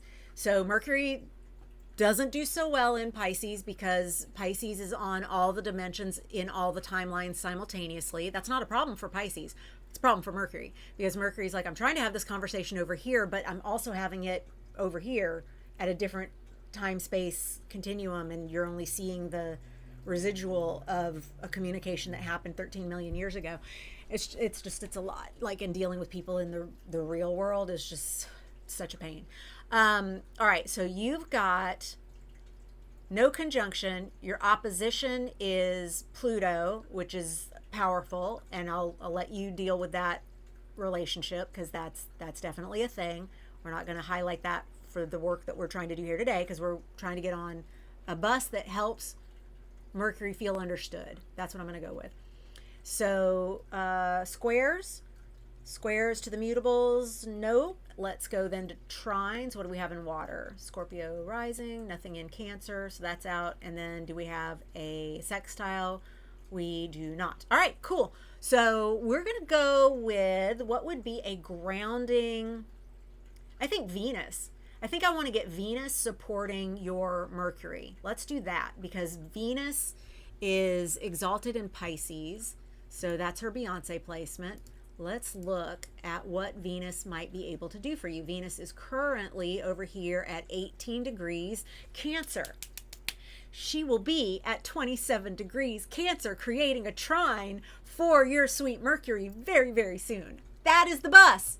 There's our bus. Transiting Venus, trine, our natal Mercury, June 11th. Ba-bam! But the bam is that's not the sound of your bus. Your bus is Venus is here. Never late, always worth the wait. I brought you some treats. These are edibles. Go easy if it's your first time. Again, we are having a illicit substance conversation as a part of our work here today. Not mad at it. All right, so we're going to go over here. We are going to get your Mercury. I know that is not Mercury. We're going to make her Mercury. We'll make that moon into Mercury. Boom, just like that. Go a little smaller. All right, that is your Mercury in Pisces, and we are going to get, did you tell me what kind of vehicle you wanted? Sounds good? Okay. All right.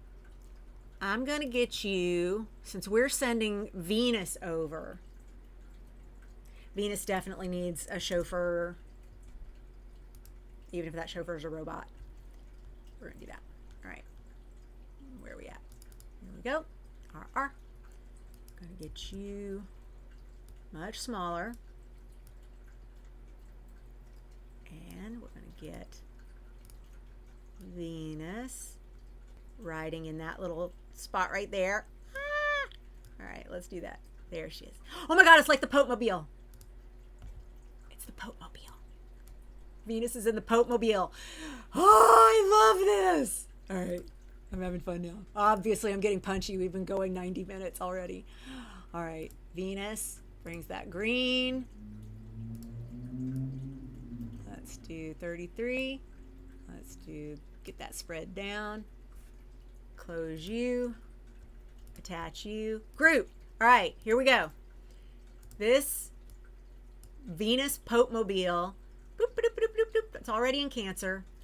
When she gets to your degree, we are going to have by trine this lovely, why did I leave her as Mercury? Undo. As soon as I said we've been at this for 90 minutes, I knew. I was like, that's when flow state closes off. So watch yourself. You're going to make some mistakes. Show did. That was one. Let's try it again. Take two. Venus, not Mercury, is over here in Cancer. Going to get to the degree of your Mercury and then go right over here and say, well, hi. I am here to deliver you some grounding energy, some high enoughness, love, money, enoughness, magnetism, manifestation, bring it all to you easily. Here's what I would like you to know, sweet Mercury and Pisces. Everybody who needs to understand you already understands you. That's it. You don't have to work that hard. Your frustration is a byproduct of living in a skin suit in an ego-driven, late-stage capitalism, patriarchal, white supremacist culture. Don't worry about it. The people who need to understand you already do. Bum ba dum bum bum bum. How you like that? How you like that? I think that's pretty good. I think that's pretty good. You let me know. You let me know. How does that feel for you? And next up, it's rain. We got rain, then Jennifer, and then Vio. Thanks for hanging out with me. If you've got to bounce, I understand. Come back and you will have been done. Rain, I know I already have you somewhere in my world, but I'm going to do it here to make sure that you can check my work in the Mo. 9:45 p.m. Logan. Ute. All right. Share screen. Rain. Did I get you right? 5/19/87. Happy birthday. Okay. There we go. We got Sagittarius rising like my husband. All right. We got you are ruled by Jupiter, and your Jupiter is in Aries. Going, I gotta move fast. And Jupiter's like, I don't tend to move fast. I move big. Aries says move fast. I might want to do that Jupiter chart ruler, especially because your Jupiter chart ruler is in a trine with your retrograde Daddy Saturn in the first house. And that Daddy Saturn in the first house is a player in how you do your health and how you do your showing up in the world. Retrograde in Sagittarius. I think we might go that way. I'm gonna keep looking at your chart just to be sure. So let's go opposition. Oh no, first I'm just doing, take a look at your chart. Ooh, that's a happy Venus. You got a happy Venus. You got a never shuts the fuck up moon in Aquarius. And I'm not saying that's a bad thing. I'm just saying eventually you go, oh my God, stop talking. That moon's like, nope, too many ideas. It's not Mercury number of ideas. It's usually moon number of worries. But Aquarius is detached. So this is where an Aquarius moon and an Aquarius Venus are similar in that Aquarius is all like from here up. All the air signs are like, oh, I'm in a body? What? I have needs other than mental? What? And so the moon in an air sign, but especially Aquarius, will like, I forget to eat. I forget to sleep. There's so much going on all the time up here. All right, and then you've got Gemini. Gemini Mercury and Mars at 29 degrees. Rain. Baby, this chart. Oh, wow, this chart. Oh, my gosh. All right. We got a lot of places we could go here. I say let's go. Let's do Jupiter. We haven't spent time with Jupiter. Let's get your Jupiter feeling expansive and lucky, because especially in the 5th house, it's very lucky, and that will help everything in your 1st house. Let's go that way, and then let me check the chat real quick in case you've got another preference. Looks correct. Mic drop says rogue. Everyone who needs to understand, you already did. Yep. Same. Gonna have to watch this a few times. Okay. You just drank a THC drink. Excellent. Perfect.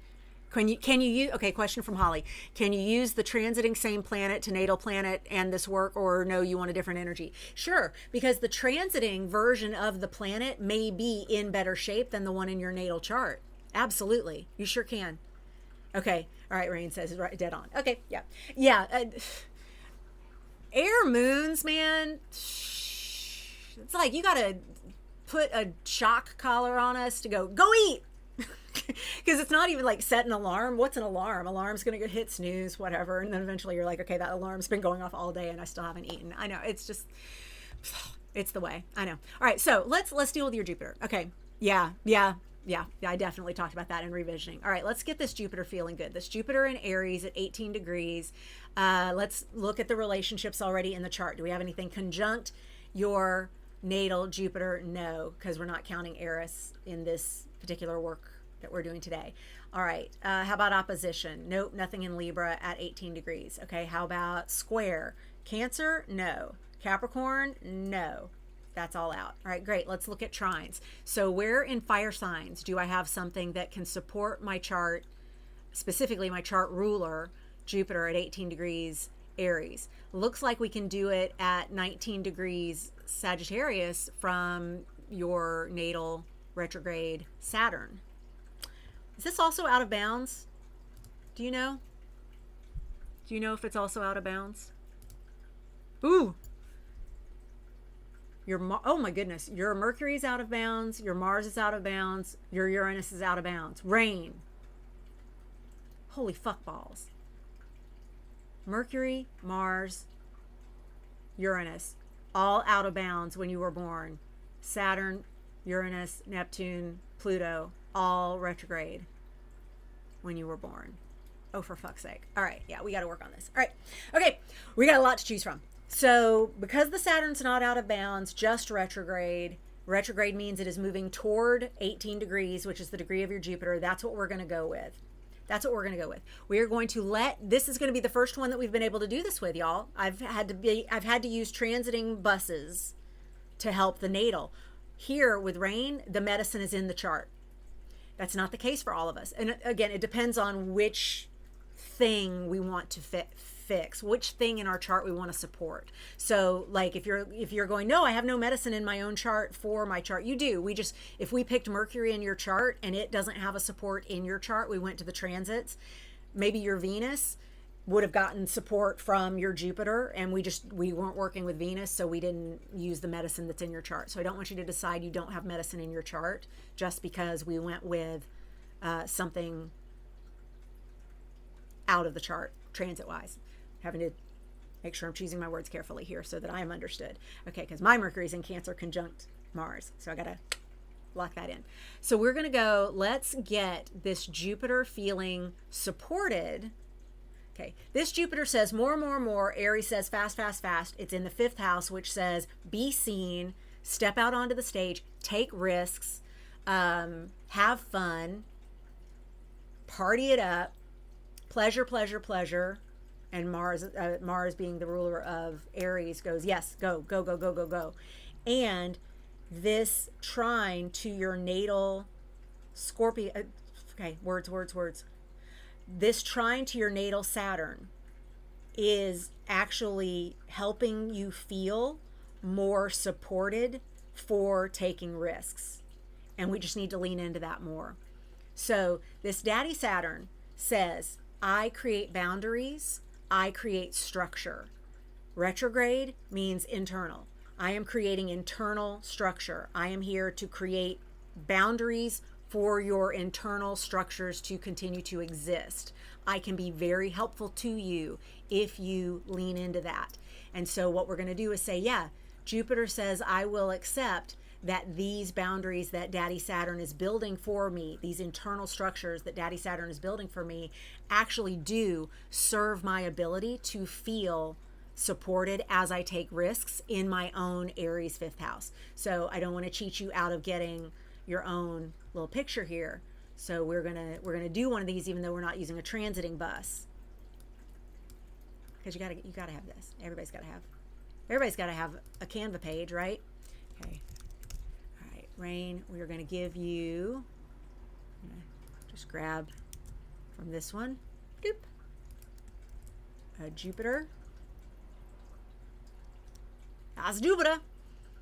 And you want it, did you fast? Out of bounds? Jennifer, I will put in the description of this video when I come back and edit it with time code and everything later, a link to a YouTube video that I did talking about out of bounds, planets out of bounds. But if you want to go look in the meantime, in the videos section of my channel, there is a Melissa Has Questions episode of planets out of bounds.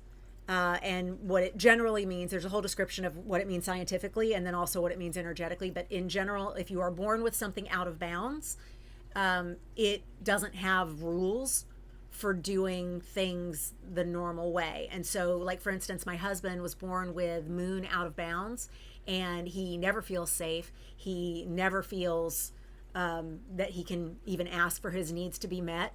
He doesn't understand the rules for any of that. He has severe PTSD and paranoia, and a lot of folks are like, oh yeah, he got all that in the Marines. And it's like, no, he got all that in childhood, in an abusive environment, and then he chose to go into the Marines and be in the infantry and be a sniper dude because it's what aligned most with what he felt was normal. And it's only in later adulthood that he got some of that unpacked.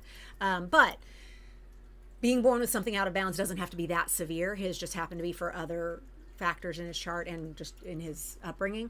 But it is a thing where there's an out of bounds calculator that also shows you when things are going out of bounds by transit, and we can connect, much like this, with a bus that is out of bounds to help support us. There's something out of bounds right now. Pluto's retrograde all of June. Mercury and Venus are out of bounds as June begins. So no rules around communication, Mercury. No rules around love, money, enoughness, Venus. That's where we are right now. So a child born right now would be dealing with those out of bounds issues.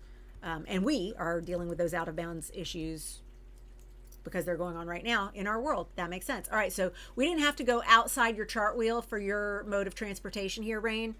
Let's get you a mode of transportation. Do you have strong feelings about your mode of transportation? Tell me now.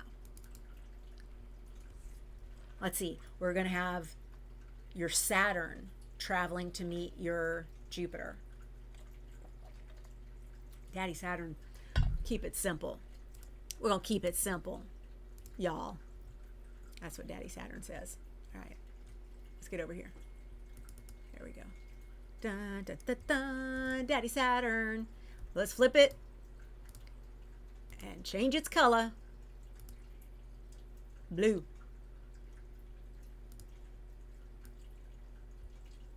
There. Let's see. Gonna make things just a little smaller to fit all of this. I'm being quiet. Because if you're like, did I lose sound? No, Bonnie, just shut the fuck up for a minute.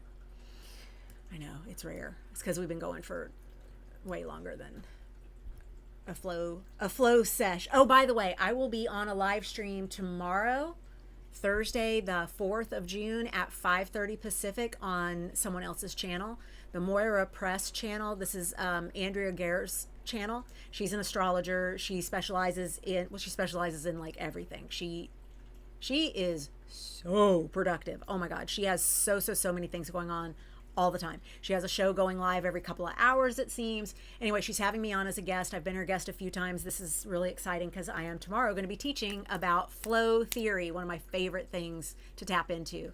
I love flow so much. So we're going to be doing, I'm going to moderate a conversation about flow tomorrow And I will make sure when I get the link to that, that I share it with my audience, because of course it's on her channel, not mine. Back to rain. Rain. This is your Saturn driven by vibes car that is always, so we don't have to wait for a transit. It is always going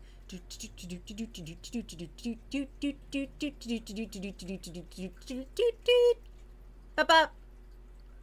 Here to drop off some Saturn. Heard you needed some boundaries. Heard you needed some structure. Heard you needed some backbone to stand up to that bossy ass Aries fire telling you go, go, go, go, go. And Jupiter goes, okay, I'm going, I'm expanding. And what you need to know is expand to your boundaries and leave a little wiggle room. It's okay to say no. Just because you took a risk once and it paid off doesn't mean that risk will continue to pay off. Aries goes, do it again, like a kid. And I'm here, Daddy Saturn, to say, you can say no. You can say no. You do not have to be all the things to all the people simultaneously every minute of every day in order to get all of the goods of this expansive Jupiter. And that I'm going to bring back from you, Jupiter chart ruler, to the first house, a more optimistic first house situation. So Jupiter's optimism is now going to come back with me, Daddy Saturn.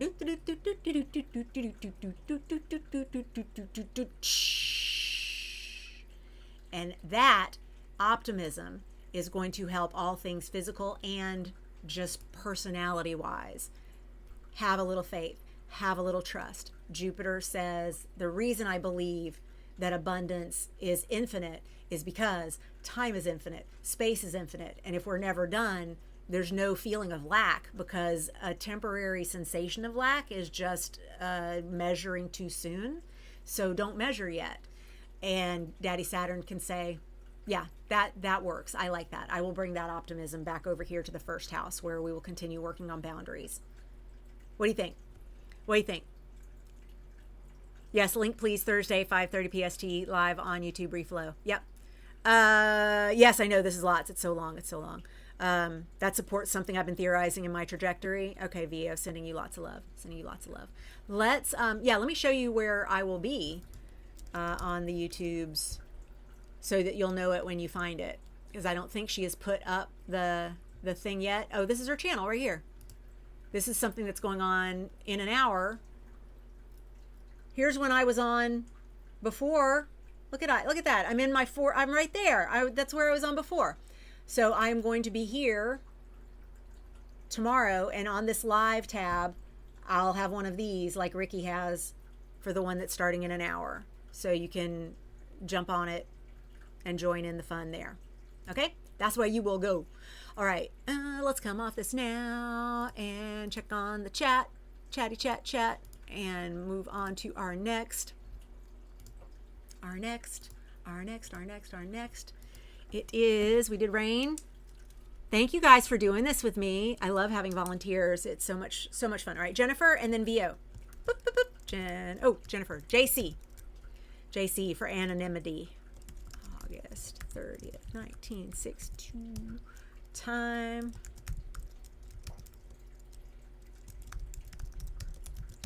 All right. Let's make sense. A lot more sense, actually. Yeah.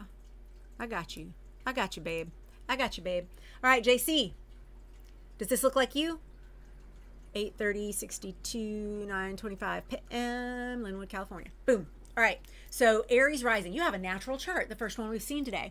Natural chart meaning first house Aries, 12th house Pisces. It goes through the signs of the zodiac in the same order. I mean, they're always in the same order, but they don't always start at the first house Aries. You have what's called a natural chart, which means when we were demoing I don't know what time you were born chart, we are usually just going to throw up an Aries rising, because that just naturally lays in with the houses. So with your Aries rising, ruled by Mars in Cancer, honey.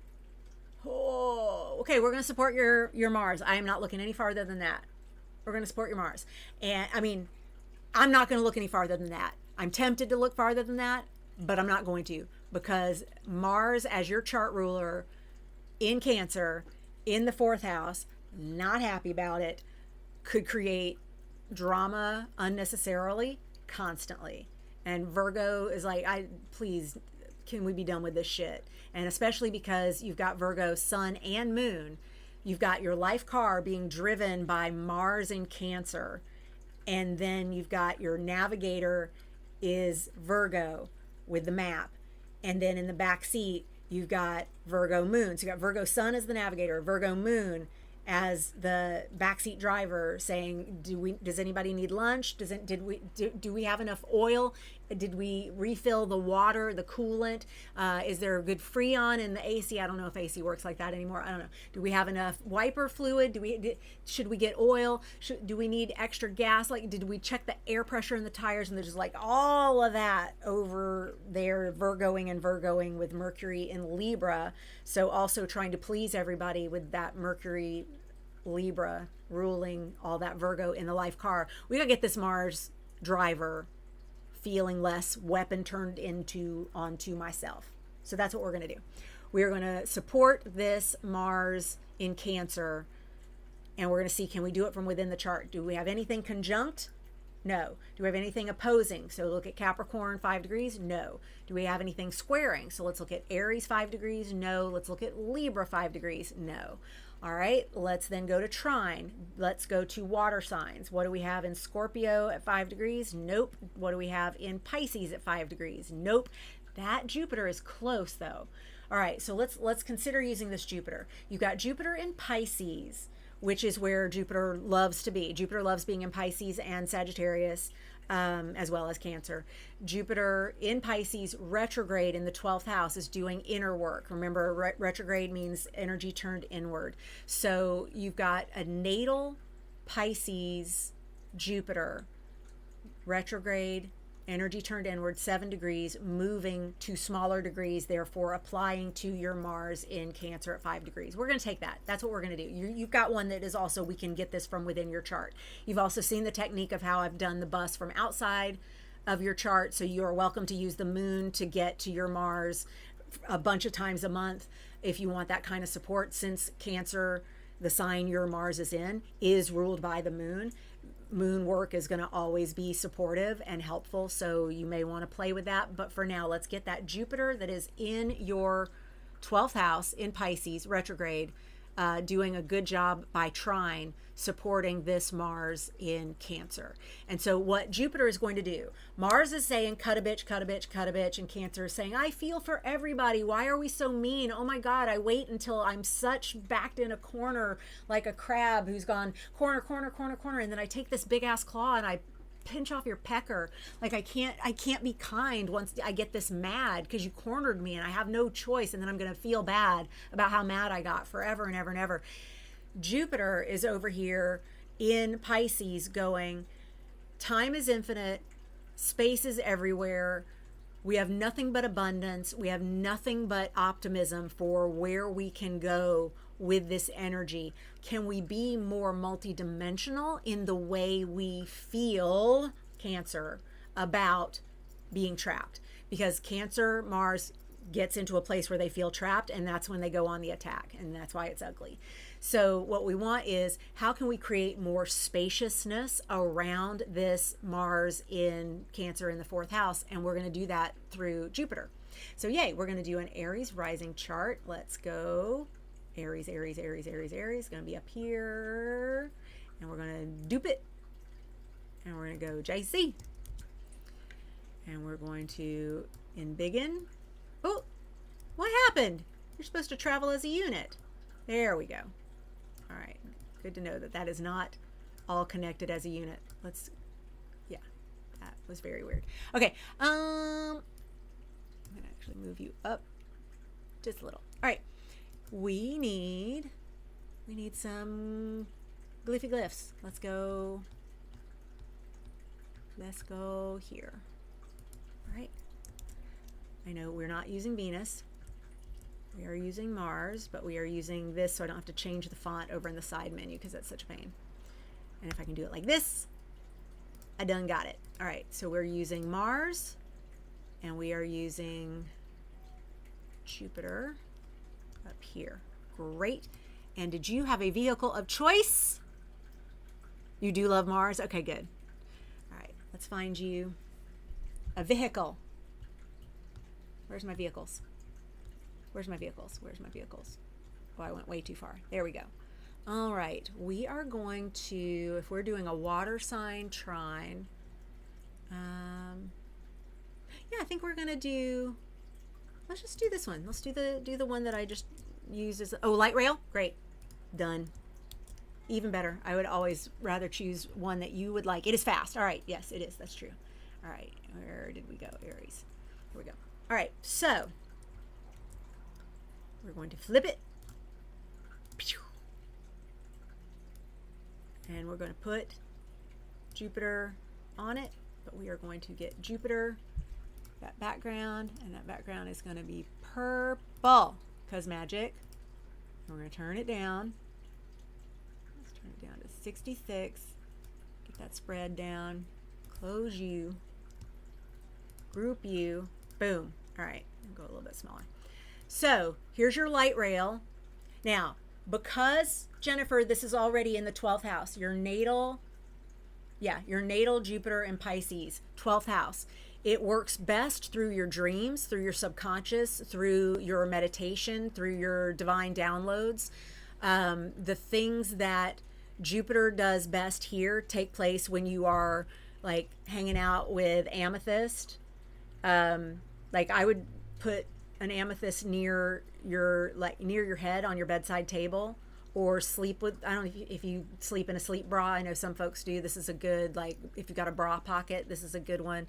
If just having it somewhere. I have amethyst everywhere. Like this is the Pisces stone. There are lots of others too, but this is the main one that I love and I use because that's what my mom did, and we share North Node at 3 and she's at 4 degrees Pisces.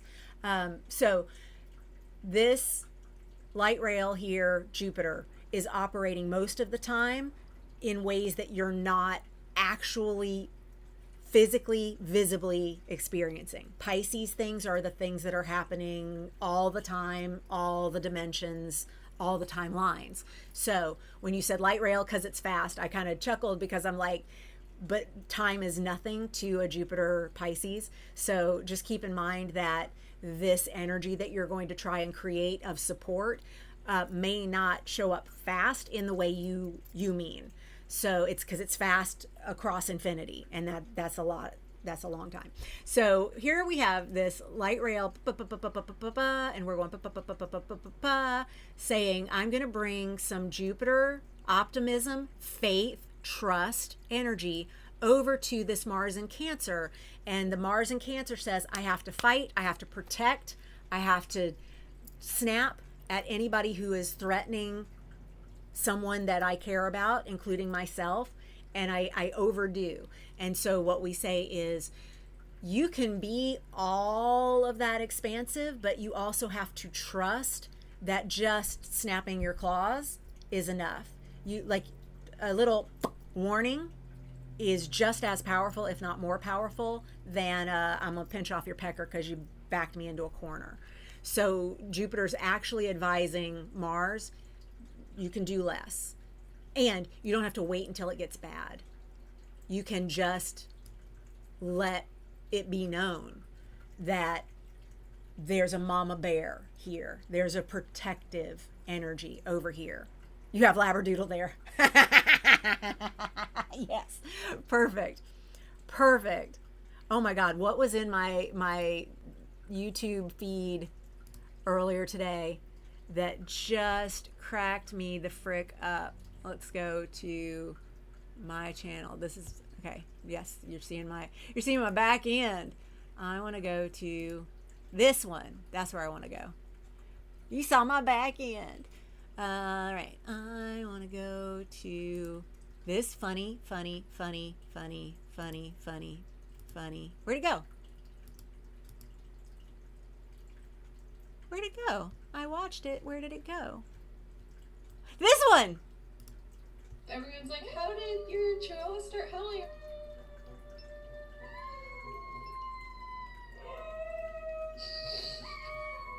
We wanted to be friends with their husky. I'm Sarah, and this is Bluey's story for GeoBeats. Bluey actually started howling because he loves to copy his older brother. Okay, so keep that in mind. That they got the Chihuahua howling like a husky. That's hilarious. Okay. Jupiter, 12th house, let that work be magic. Also, let that work be powerfully happening as an undercurrent, because this is from within your own chart. You are letting it feed into there by trying constantly. Your bus is actually never not running this route because you have an in chart trine. You can also use the moon as she moves around your chart wheel in all the different stops along those five Ptolemaic aspects.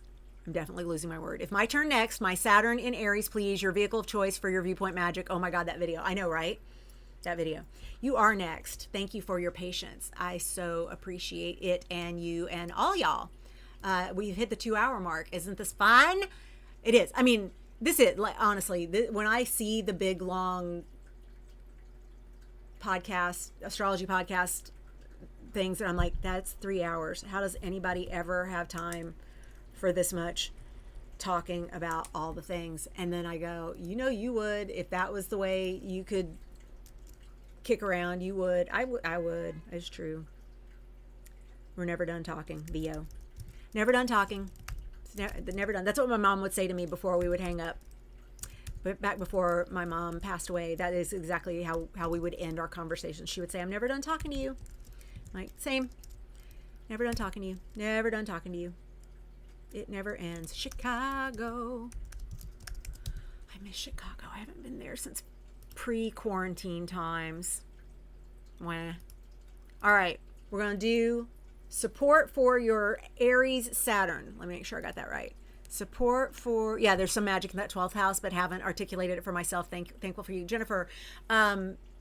Really get curious about what conversations are happening in your dreams. Like, if you don't keep a dream journal, start. And you don't have to, it's not, oh my God, I woke up and I remembered my dream. It's like, if there's something that is present when you wake up, go to that dream journal that you can keep under the amethyst on your bedside table, write with purple ink. These are ways that you can connect with Jupiter and just go, okay, Jupiter, what do you need me to know about my Mars? What do you need me to know about Cancer in the 4th house? What do you need me to know about this chart ruler and how feisty he can be as that labradoodle? And just be curious and know that Jupiter doesn't communicate the way we in these skin suits communicates. It's often just a downloaded knowing. So you may not ever have anything to write down, but something about having that journal there and that purple pen and the amethyst is opening the door for that communication. And I find, especially with 12th house workings, we want to say, no, this is intentional. I'm welcoming you in. Okay, great. I know, beautiful mom memories. I know, so good. So good. Yes. Okay, good. I'm glad you're loving all of this. Entertaining. What? 10th house sun, entertaining. Chart ruler at 29 degrees Leo, 11th house Venus, 29 degrees on Regulus at Black Moon Lilith. What? Okay. I know, so dramatic. Okay, yes, let's do your Saturn and Aries. Let's specifically take a look at this situation here, turned up because of that North Node. Okay, so I know your North Node is 4 degrees away from your natal Saturn, but I do want to mention part of the reason Saturn is hard for you is because of its proximity to your North Node. And the North Node is always that stuff in our lives that we are here to learn how to do. We have the karmic experience of our South Node, and then we have our destiny of this uncharted waters of the North Node. And Samuel Reynolds, astrologer, love him, talks about it as the South Node is your dominant hand and your North Node is your non-dominant hand. And your whole life is about learning how to pick things up with that non-dominant hand, and constantly your dominant hand picks it up because it's like, why would I pick something up with my non-dominant hand when I've got this dominant hand over here? And that is exactly why it works that way, and feels so clunky, and it's why we end up spending so much more energy on this karmic drain back here, the south node. So of course you've had your nodal return recently, a couple years ago. You're about to have your second Saturn return. That's a biggie. So for sure we want to make sure that this Saturn is in good stead. So let's look. What do you have by conjunction? Nothing, even though I just spent that time talking about the north node. 4 degrees, not a conjunction, and we wouldn't rely on the nodes for medicine or buses anyway, because the nodes are doing their own separate thing, karmic stuff. It's like they're busy. Okay, so no conjunction, no opposition for the same reason, nodes. Squares, none. Trine, what do we have in fire? Jupiter, but too far away. Rising, too far away. And also rising, we would not send that to be a bus either, because it's busy. It's driving your car. Okay, so then if not trine, then sextile? No, you have nothing at 60 degrees because it's in this like whole quadrant of all the things in Taurus and Aries and Pisces, and everything else is just whoop, empty. But that's great news because we've got lots of opportunity for buses. So let's see what we've got with the current woo weather. Let me see. Quick question. When you have a chance, let me know if I can also keep the Labradite. Oh, Labradite, not Labradoodle. I thought you were saying you've got Labradoodle energy, and that's why I showed the dog video. Oh my God, I am clearly past flow state. It's 2 hours, 10 minutes. Can I keep the Labradite next to the amethyst? I'm thinking yes, right? I think so. I am not a crystal master. I do keep some of my crystals together, and then there are others that let me know they do not want to be together. So I am not the one to ask for that. But if you come to our Discord, the link is already in the description of this video. Come to our Discord and ask. We have a whole section on crystals, and there are people who know so much about crystals. There's a woman who used to run a crystal shop, and when they closed during early quarantine times, all the stock ended up at their house, and so she's constantly like featuring a crystal that, like, let me tell you about this one that just jumped up and told me what it wants to have everybody know. Anyway, there's lots of great information. You needed the dog. Yeah, you definitely. There was a reason that I saw that video. That algorithm showed me that husky howling chihuahua. And by the way, that's a robot dog. That's a little. Malabeads is not that little. Malabeads turned 4 on Monday. Okay, back to VO. Yes, focus. Flow state, focus. All right, we are going to see your Saturn return happening like legit now. Are you already feeling it? I know the answer to this question.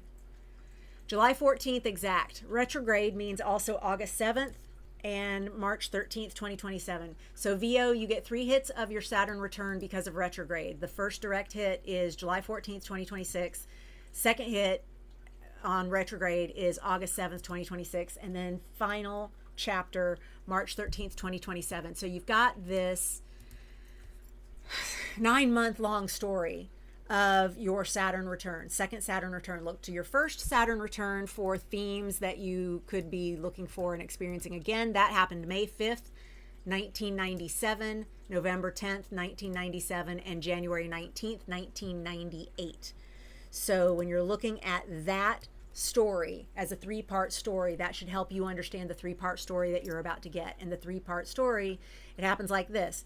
The first act, we're like, okay, now I know the players. I understand. I'm in the theater. I'm in the seats. I'm watching this play, and now I understand the players and I understand the issue. I've seen the inciting incident. I know what the story is going to be. By the second act, it's like, oh, this is not going well. There's a fight, and I don't think our hero is going to win. I'm very worried about our protagonist because that antagonist is being a butt, and I'm not sure we're going to get out of this. That second act has me a little nervous. And then by the third act, phew, all is well, hero victorious. The story has ended, and we all understand the meaning of the thing we just experienced for 9 months. So you're not likely to understand the story until we get into 2027, because your first hit is just introducing the characters, and it may not be the characters you think it is, because it will be closer to that second hit that you're getting in August, when you're going to be able to go, oh, those are the stakes, there's the big kerfuffle, or whatever it happens to be. Saturn return, the reason I'm spending this time on your Saturn return is because I think even though we could get a bus of, like, look at the sun. The sun is currently at 13 degrees Gemini.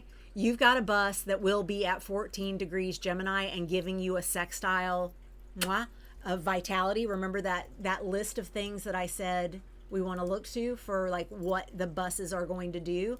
If you get a sun bus, it is a vitamin shot. If you get a moon bus, it's helping with feelings and getting your needs met and being safe. If you get a Mercury bus, it's helping you with communication and being okay with change. If you get a Venus bus, it's helping you with magnetism, love, money, enoughness, being magnetic as a manifester. And I don't mean that in the human design sense. I mean like manifesting things, which may be how they mean it in human design. I don't really know. I don't fuck with human design and enneagrams and like I don't know that. Mars, that bus is going to be about action taking and making decisions and cutting things in warrior ways, not self-weapon ways. Jupiter, more and more expansion, glitter, optimism, trust, faith galore. And Daddy Saturn, of course, systems, shoulds, boundaries, saying no, having structure. Okay, so the reason that I am going to this is because you could take the bus of the sun and tomorrow you're getting a sextile to your Saturn. So you're getting a vitamin shot already starting now from the sun in Gemini to your natal Saturn. And this is where we look at the cool little, this thing that I made that I referenced at the very beginning. You are always going to be rocking this calendar. So it means every year you are going to get a sun sextile to your Saturn that is giving a vitamin shot to that Saturn. You're getting it every year 2 times. Once when it is heading into the 3rd house and once when it is heading into the 7th house. I think I got your houses correct. Yes, I do. So keep that in mind. That's also, you're getting a sextile to your natal sun twice. You're getting it once when it's in the 3rd house and once when it's in the 7th house. And these are things that you can plot out till the end of time and put on your calendar of Chartwheel or your actual calendar if you're kicking it linear. These are things that can be very helpful. Like if you're going, God, I just feel so drained and this, my boundaries are mushy and I'm not saying no the way I know I should. Anytime should, we know that's Saturn. Saturn's at work when there's a should or shame. That's big Saturn tool. So you could go, great, I just need a vitamin shot from the sun to my Saturn, which I'm going to get by sextile twice a year. I'm going to get by trine twice a year. I'm going to get by opposition once a year. I'm going to get by conjunction on, like when the sun is on my Saturn every year, happens once every year. I'm also going to get it by square twice a year, one opening, one closing square. Like, so you can use all of those traditional Ptolemaic aspects to get whatever it is that you need from whatever bus you choose. So yes, the way we're running the bus work, I would normally for you, Vio, just take the sun and get you that sextile that's coming like tomorrow when the sun is at 14 degrees of Gemini, creating a sextile to your natal 14 degrees Saturn. But because you are having your Saturn return, I wanted to spend some time on that Saturn return. I don't even think I need to do a bus chart for you. Do I need to do a bus chart for you? I should. What is your rising? You are also Sagittarius rising. Yes. Okay. So we will end on this. This is last call for questions from anyone. This has been a lot of fun. I hope y'all have been enjoying it too. That's a dupe there. And we are going to change this. We're going to change this to Daddy Saturn. And that Daddy Saturn in Aries. And Saturn return. Look at that. Bum, bum, bum, bum. And you're going to get a second one. You're going to get a second one. Ungroup. Because that's Mars. Dang it. That's the sun. Bigger. Isn't it funny that when I created the Saturn one, I didn't put a background color to it like I've done with all the other ones? All the other ones have a background color to the glyph, and I didn't do it with Saturn because Saturn says that's enough. We don't need any extra.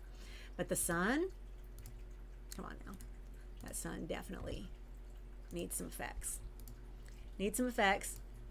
Needs to be orange. I can't wait until orange no longer puts everybody in crisis. Talk about PTSD. All right. How do you like that, Vio? Does that feel supportive? Does that feel nutritive? Are you looking forward to your Saturn return? I mean, it's coming whether we look forward to it or not. How you doing with that? Okay. All right. 3 hits on return. I know. You're welcome. You're so welcome. Yes. No frill Saturn. That's it. Saturn's like, this whole thing's extra. Who needs Canva?